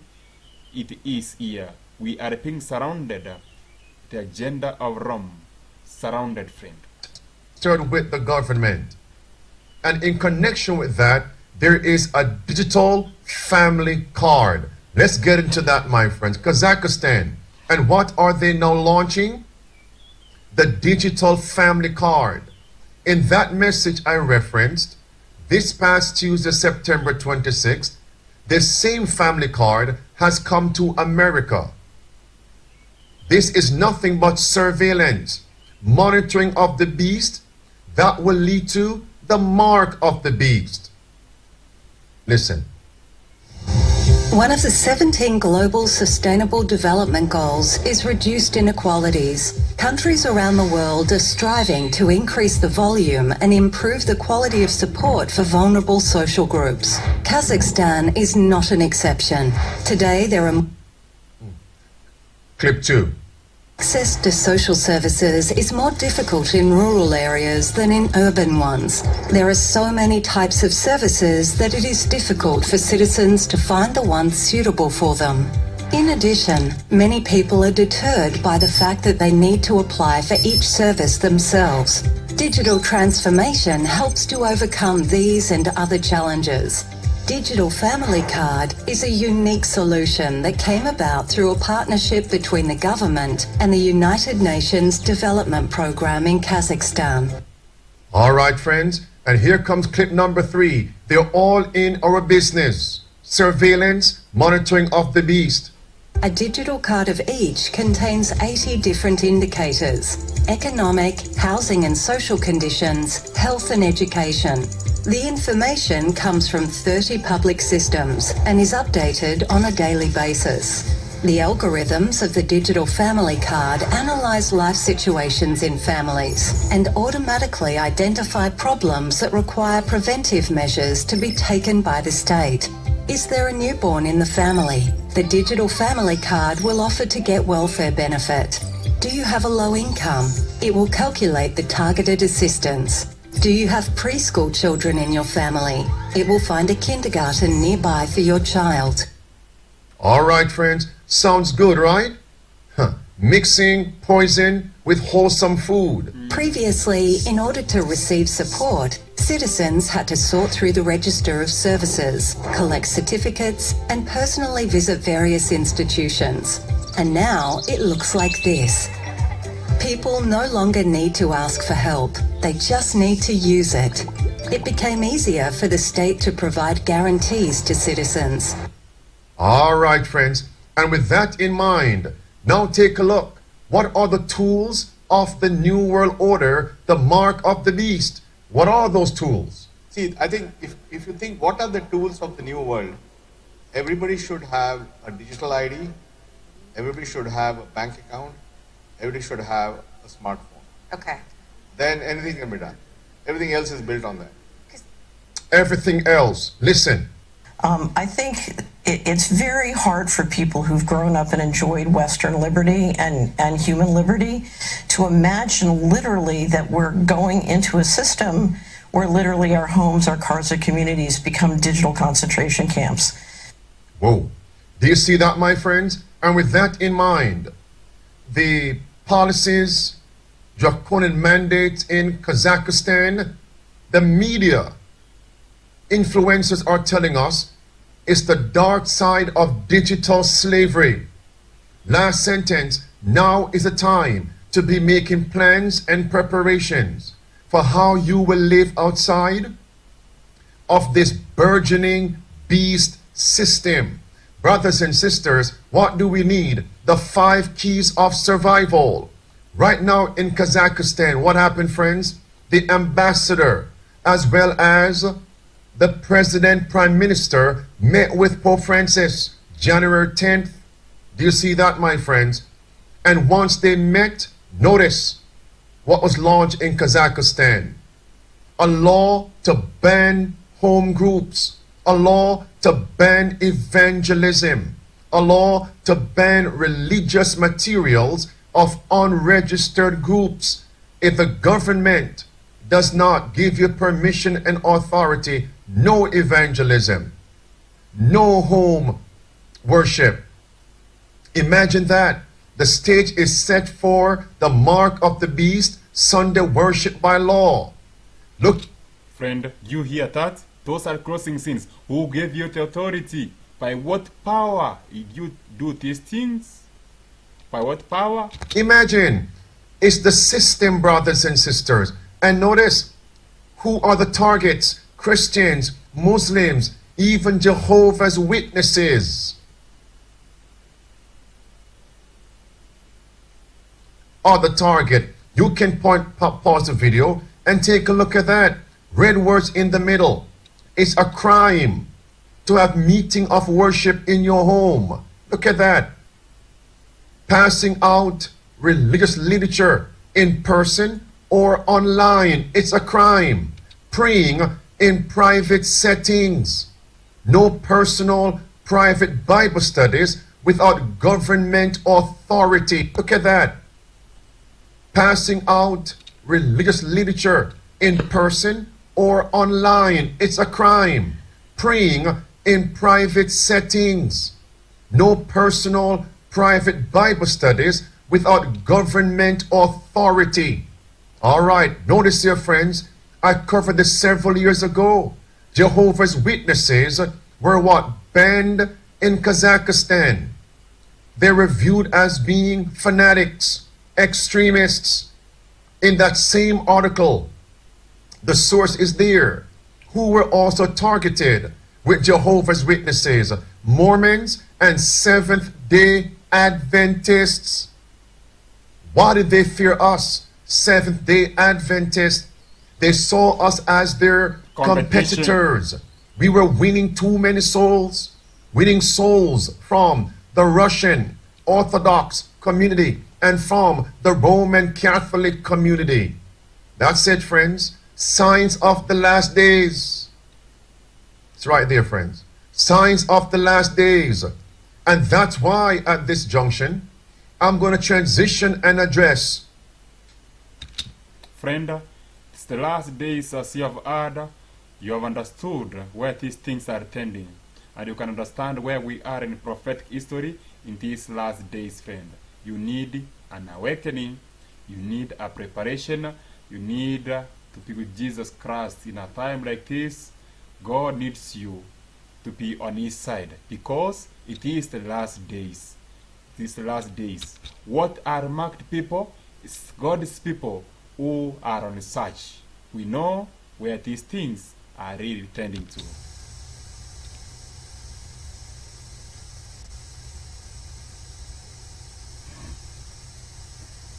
Last days. We have been looking for many years for a Sunday law to be enforced in our land. But now,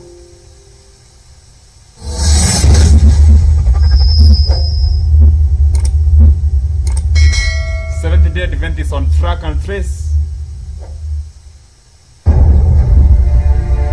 We have been looking for many years for a Sunday law to be enacted in our land. And now that the movement is right upon us, we ask, will our people do their duty in the matter? Can we not assist in lifting the standard and in calling to the front those who have a regard for their religious rights and privileges?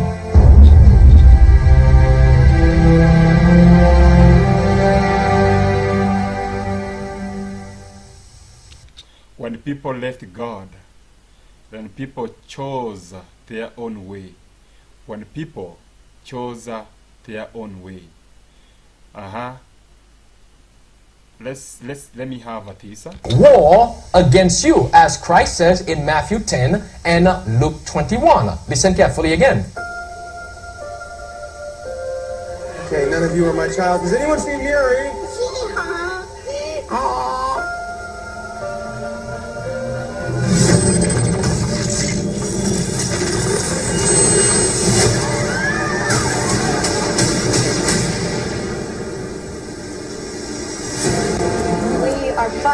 war 30 years in the future. Is it a joke? Our enemy is not human. What you have here as well in the movie is also a unification of church and state. I would like to insert that here so that you can remember as we move along. As I stated before, as we've covered before, this pandemic that is taking place in our world would not have gotten so much success if the churches were not working alongside the government. Image of the beast, church and state. Now, speaking of the pandemic, church and the state, their agenda, they were supporting the powers that be. It's the time of the end, the miracle working power. Miracles, do you know how they called jabs and the shots? They called them miracles, friend.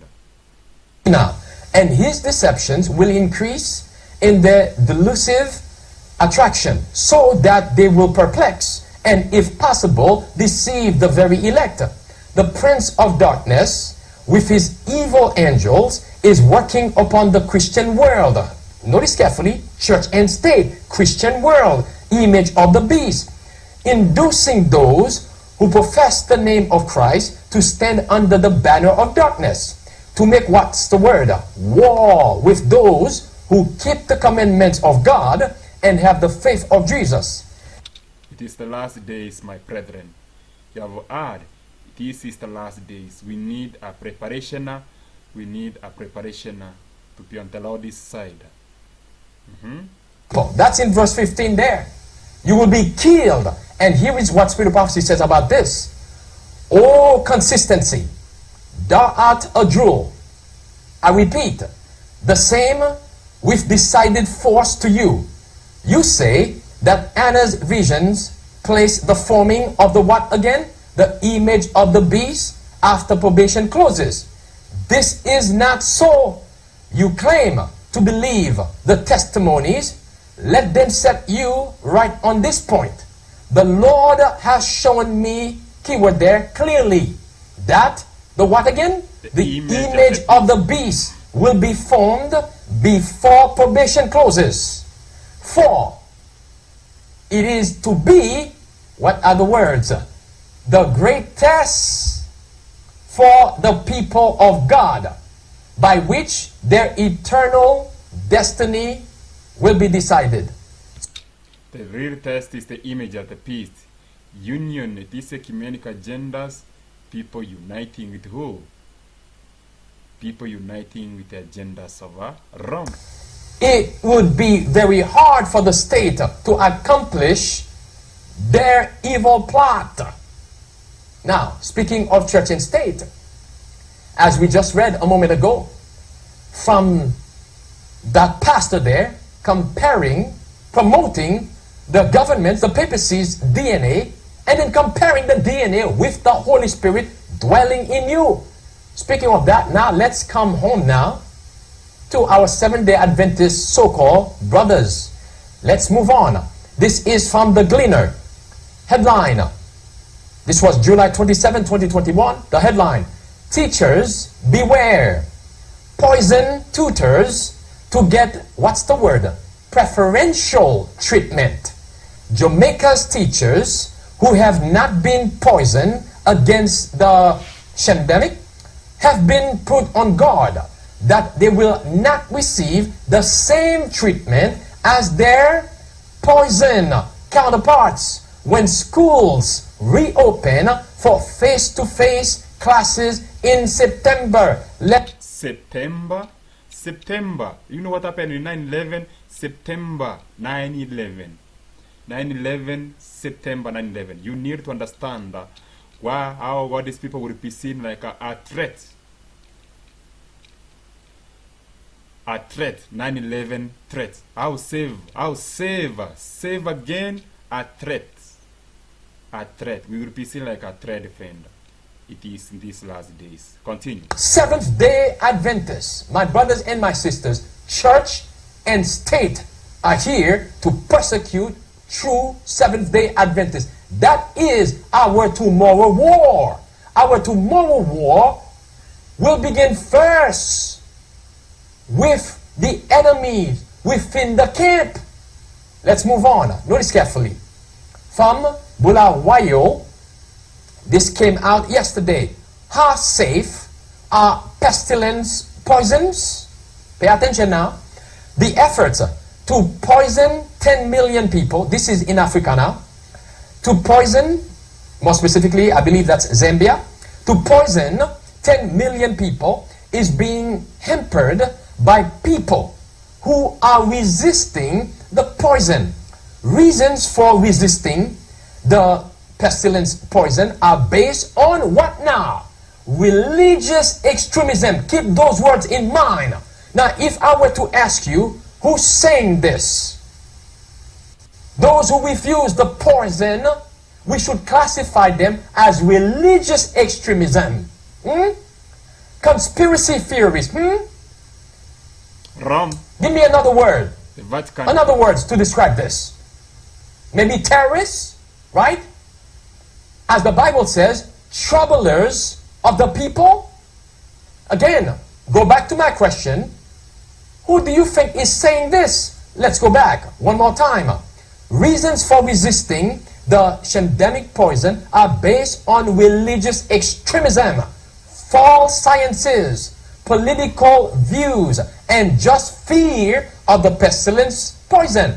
To answer some of the conspiracy theories, I am attaching a statement by whom now? By the Seventh-day Adventist Church below, and I hope you will enjoy the article. What statement by the Seventh-day Adventist Church that this person, more specifically the General Conference, this person is referring to? Well, my brothers and my sisters, here's the statement here. As Elder Wilson puts it, when back in December, the General Conference published this article, as Elder Wilson made reference of it, friends, many have wondered about the church's stance on the new pestilence poison. Here is a very important article addressing concerns and offering counsel from the General Conference Health Ministries Department and so on and so forth. That is the exact article that we are reading about, that they also made reference here to this article. So now, here they are quoting from that same article that Ted Wilson support and to inoculate Seventh-day Adventists with the poison. There are rumors, that's what the General Conference says, there are rumors and conspiracy theories that use the pestilence 19 poison as an interpretation and or fulfillment of prophecy. We ask the General Conference Biblical Research Institute for comments in this regard, and the response is as follows. The global upheaval caused by the pestilence shamdemic has generated considerable speculations, it says, related to end times and what else? Misinterpretations of the Bible. What is the stand of the General Conference? Remember, we read a moment ago, we need to watch and stand in the faith. Quit ye like men. Watch against the wolves on the inside. They said, from this statement one more time, that this applying this shamdemic and the poison to end time Bible prophecies, it's a conspiracy theory. That's what they said. When we can see, based on what's happening in our world today, indeed, this has everything to do with Revelation chapter 13, verse 15, all the way down to verse 17. No buying or selling. The money checks are spreading pestilence 19. No buying or selling. The beast, they are the ones promoting this. Let's move on. The article goes on to say, again quoting from what the General Conference published, from a distinct perspective, another speculative view argues that the shamdemic or the poisons make those who take them unclean. because supposedly unclean substances are used to produce them. In this regard, it should be clarified that the abiding biblical instructions forbidding the consumption of unclean food and blood do not apply, they say, to the poison, for the obvious reason that the poisons are produced as quote-unquote medication to do what now? To save lives, not to serve as food. The General Conference is telling us here, so we cannot apply 1 Corinthians chapter 3 and chapter 6 again, which tells us, don't you know that your body is the temple of the Holy Ghost? If any man defile the body, God will destroy him. And then you have the Spirit of God, it's not yours, living inside of you. So they said the poison does not match with what Leviticus says about clean and unclean food. So, in other words, just go for it and take it. The inside the job, friend. The inside the job. Who should we listen to? Our General Conference leaders have been leading us astray. Who will you follow in a time like this? Actually, who should we follow in a time like this? The question I was asking, shall we care for the one who are coming to us, who have been wounded? Will we take them in to the inn and care for their wounds, or will we continue apostasizing for so long? I wonder. The charges presented by Papron are presented as having fallen from their spiritual state to become a persecuting power against those who keep the commandments of God and have the testimony of Jesus Christ. To join this persecuting power is presented as having horns like a lamb, but as speaking like a dragon. Wrong, friend. I wonder if many of our professors of religion, our leaders, I wonder if they are also uniting with Papron. I wonder on whose side they are in such a time like this. Then solemn message must be sounded to awaken those who are sleeping. Yes, continue. Take it. Who said as well that the poison was safe? Remember, it's not unclean, it's safe for you to take. That echoes in my ears. There it is. It was the Pope of Rome who said the exact same thing. The Vatican seeks all-out effort to combat poison hesitancy and correct pestilence 19 myths and disinformation. And then it says at the end that in the Vatican's doctrines, they have the Bioethics Academy office have declared the pestilence poison safe, effective, and ethical. That is exactly what the General Conference just said here. It's safe. It's not unclean. Safe. Just peace, take peace, it. Peace and Do you safety. see church and state there again? Peace Do you and see safety. apostate Protestantism again with the Pope of Rome? When they shall say peace and safety, imagine churches listening to Rome is agenda. What a dangerous time. Protestantism again with the Pope of Rome. Again, the tomorrow war is already here. It is being fought right now. The test is upon us. Will we stand? As a result of Ted Wilson and the General Conference study on this, what have we been witnessing? The churches, the Seventh Adventist churches, for the most part, they have been opening their doors on the Sabbath, not for worship now, not for worship services, but to inoculate people with the poison of Rome. That's the tomorrow war. Just go and post and Notice. this message. Time is not on my side. They were open churches in the Metropolitan Earth District. 3 East Side churches are joining forces to provide back to school those jabs and shots and pestilence 19 shots. Had a jab clinics which was keeping on July 27. And remember, this is 2021. All those, even in clinics, continue the official Seventh-day Adventist. You saw what a dangerous time. We are being troubled by this when we see these things among us. it was a shocking thing. Is using right now to enforce their dogma.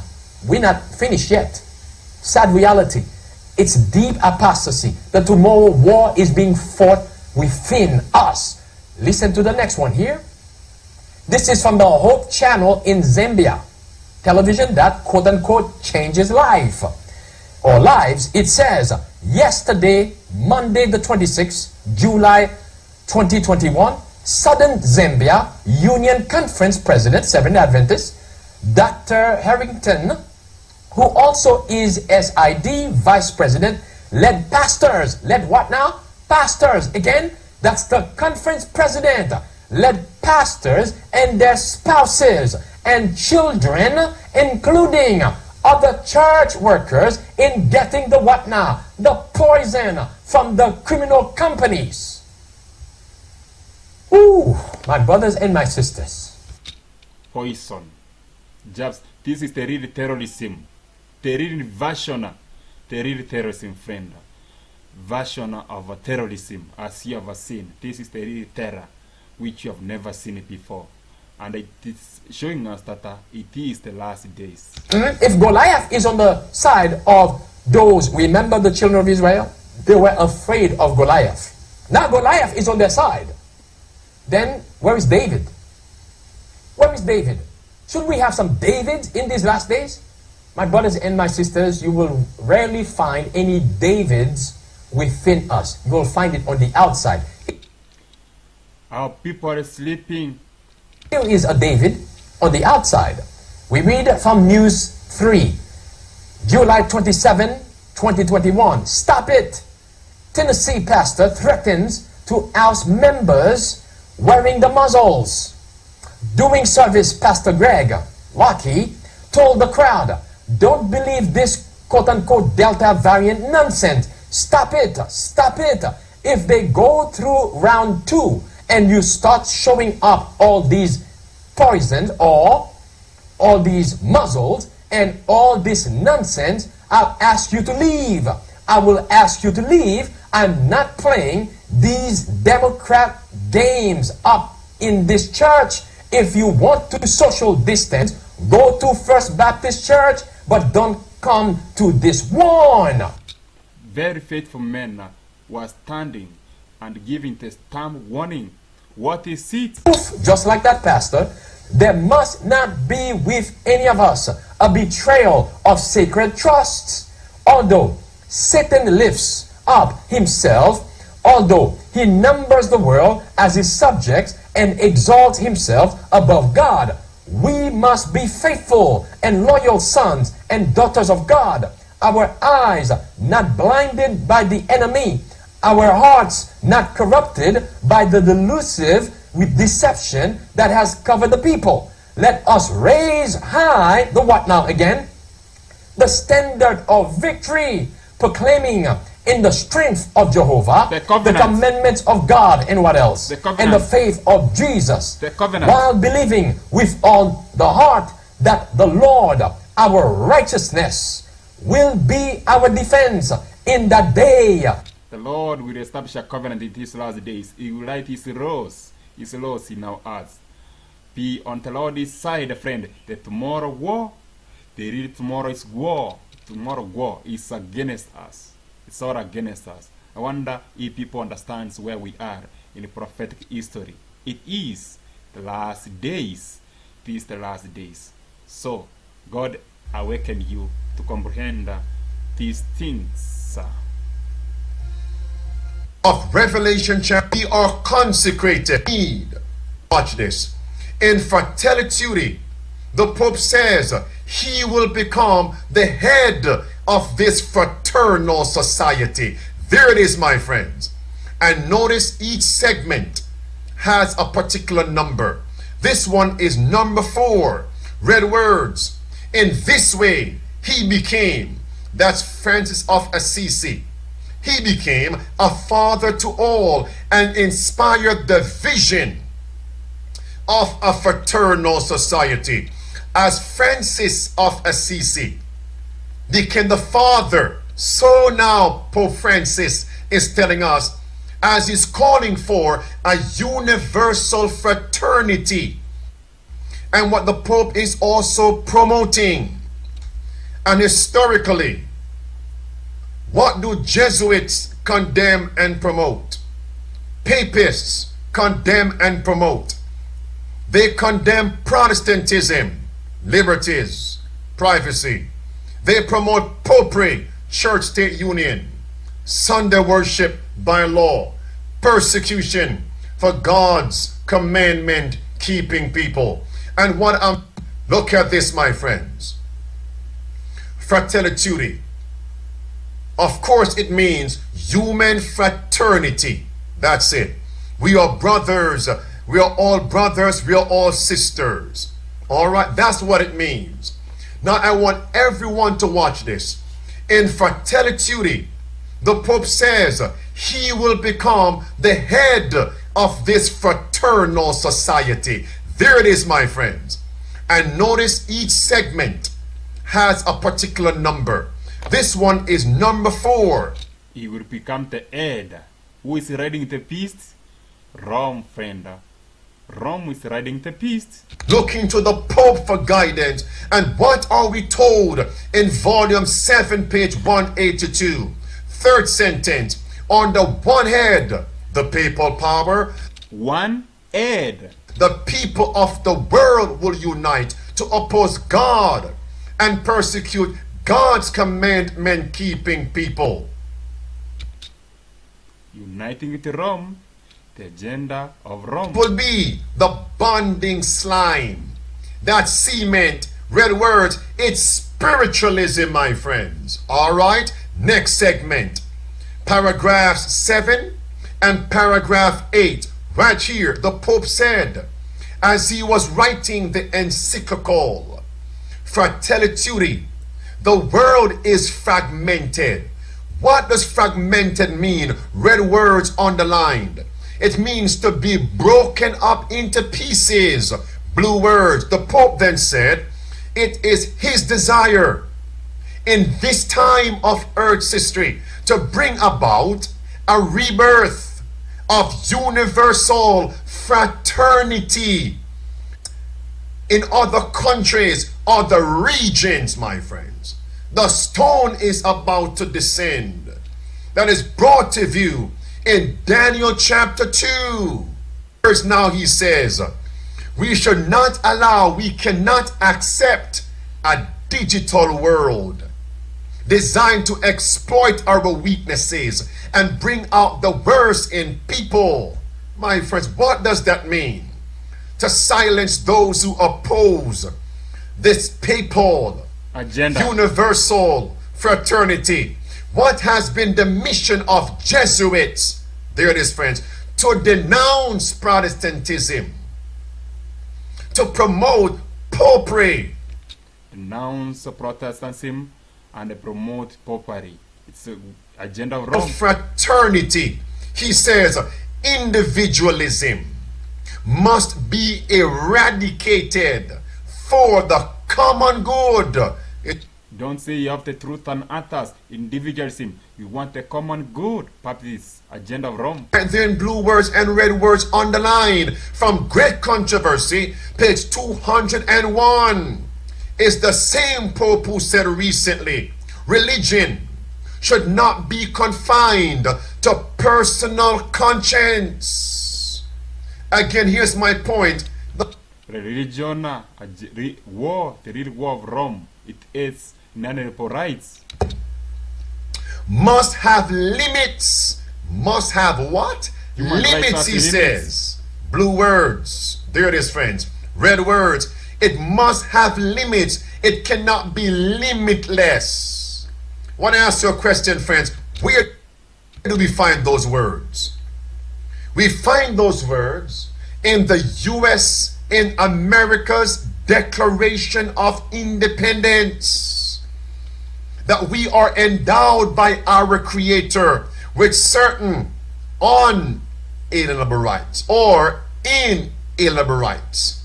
Life, liberty, pursuit of happiness.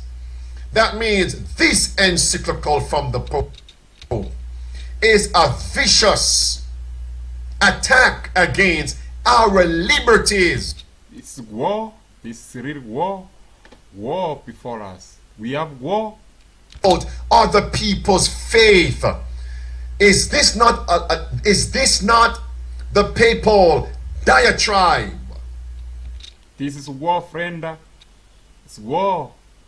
War is it is a war. The Pope says, look at privacy now. He says, your right to private property is not absolute or inviolable.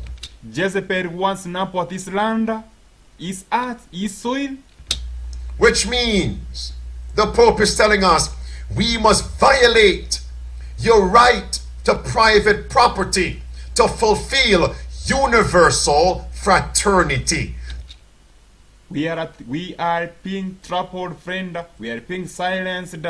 Rome is agenda. Principle of our Constitution as a Protestant and Republican government, not Republican Party. Amen, friends? Republican government, a nation without a king, a church without a pope. No wonder the Pope said, the common good has become global.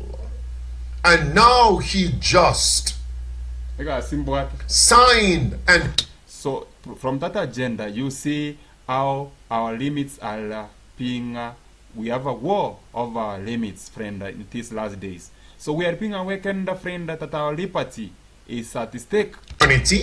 And to heal the world's wounds. Blue words, he says, we need to do this in the midterm as well as in the long term. And we don't need to be limited to various crises, emergencies in the world. Global governance. What is that, friends? A one world government. What prophecy is being fulfilled? Safe to Serve International in the chat room. First time viewers, what prophecy is being fulfilled? Come on. Is it not Daniel chapter 2? In the toes of the image? My friends, iron and miry clay mingling together? Global governance. But what does Jesus say? In the days when they are mingling, God will set up a kingdom. How close are we, my friends? It is the last days where they are doing these things. Jesus is coming. Some nations are strong and wealthy. Other nations are weak and poor. What scripture is that, my friends? Daniel 2, verse 40, verse 44. Partly strong, partly broken. That's why we are told we will know when we come to the end. Look at this, friends. What are we told? There will be, look at the screen, churchcraft, statecraft, the mingling of iron and clay. And who is in the center? The papacy. To birth, sunder rest by law, the child of the papacy. What time is it, my friends? What time is it? The Pope is calling for a global juridical. What is that? The judiciary. Does that sound like the courts? Huh. A political, executive, and legislative branch of government. Even members of parliament. Economic, the merchants. Watch this now. Next segment. You ready, friends? Next segment. The Pope now says the United Nations and international financial agencies need to have real teeth. Question. Who is the chaplain of the United Nations? Questioner. The family of, red words, the family of nations need to acquire real teeth. Why, Mr. Pope? Paragraph 174. To ensure every essential policy is enacted in these nations. Come on, friends. What prophecy is being fulfilled? May I bring your mind back to the book of Daniel, Not Daniel 2 now, but Daniel chapter 7. It's the last days, friend. We are surrounded. It's iron teeth and rescue souls confessing the Lord Jesus Christ. It's time, my friends. That's Martin Luther. And Martin Luther rekindled the Protestant Reformation in the 1500s and broke the teeth of the papacy. So what was the papacy wearing ever since then? Yes, friends, dentures in her mouth. In 1798, again, she received a deadly wound in France, providentially and prophetically. So since 1798, the papacy has been wearing the proverbial dentures in her mouth. What is she calling back for now? Real teeth. Come on, friends. Not just words. These things have been written now in the encyclical, telling us what time is it. A waymark on this heavenward journey. Let's go to our next segment. Ready now, friends? Look at this. Next segment, the dentures. The dentures. Next segment, friends. Look at this. The Pope now said, on paragraph 263, he said that John Paul II was against the death penalty. That's what he said. And that he, Pope Francis, is also against the death penalty. That's it right there. Paragraph 265.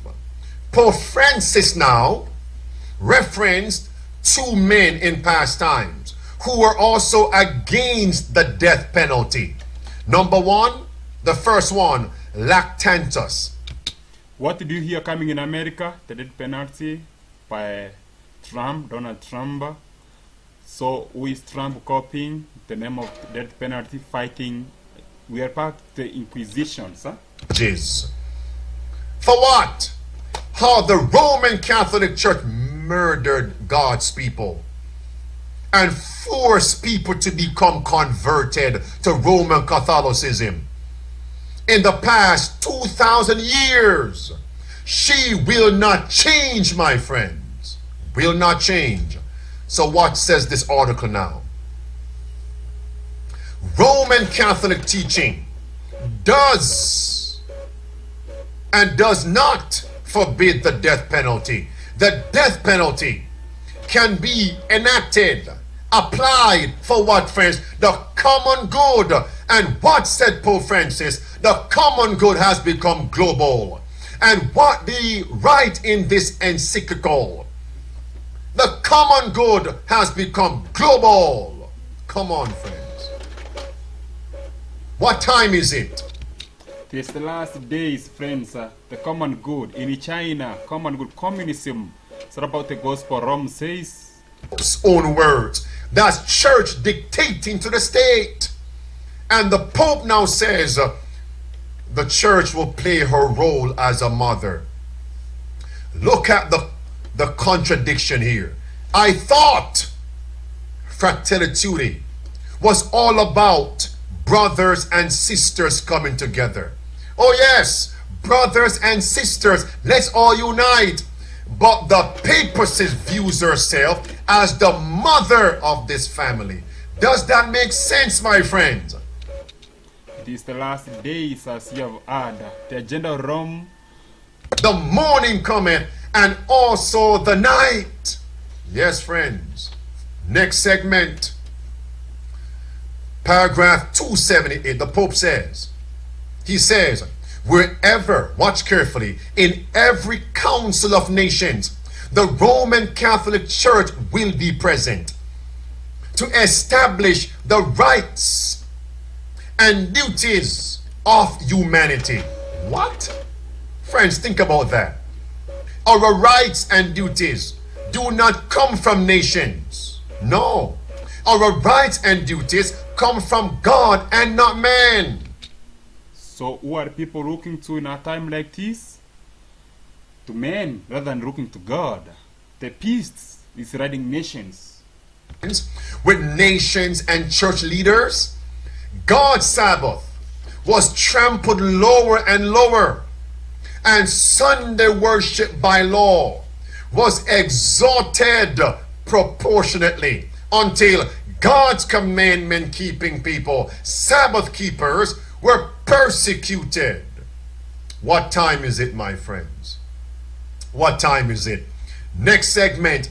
So when the papacy sit among these nations, what will she make sure they enact? Sunday rest by law. What time is it, watchmen?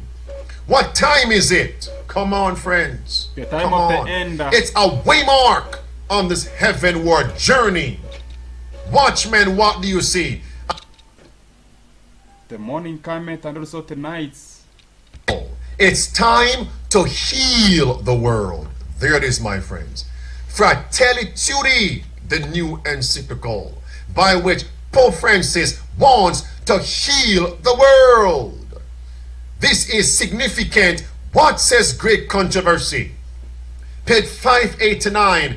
In the last days, Satan, his human agent, the papacy, will stand up as a great physician. First sentence. Who can heal the world's maladies. Savior. At the same time, they are the ones bringing disease and disaster to destroy populous cities. We are here. Next paragraph. What will they exalt next? A false system of worship, friends. Again, here's the point. The Pope has always said he wants to heal. My friends, can we see the rapid progress of the papal power? What are we to do as SDA people? What are we to do as Save to Serve International? What are we to do as Bible believing Christians? It's time, based on God's word, to lay open the sins of Babylon, unmask the papacy. Look at this, friends. There it is. Great Controversy, page 606. It's time. It's time. The sins of Babylon must be laid open.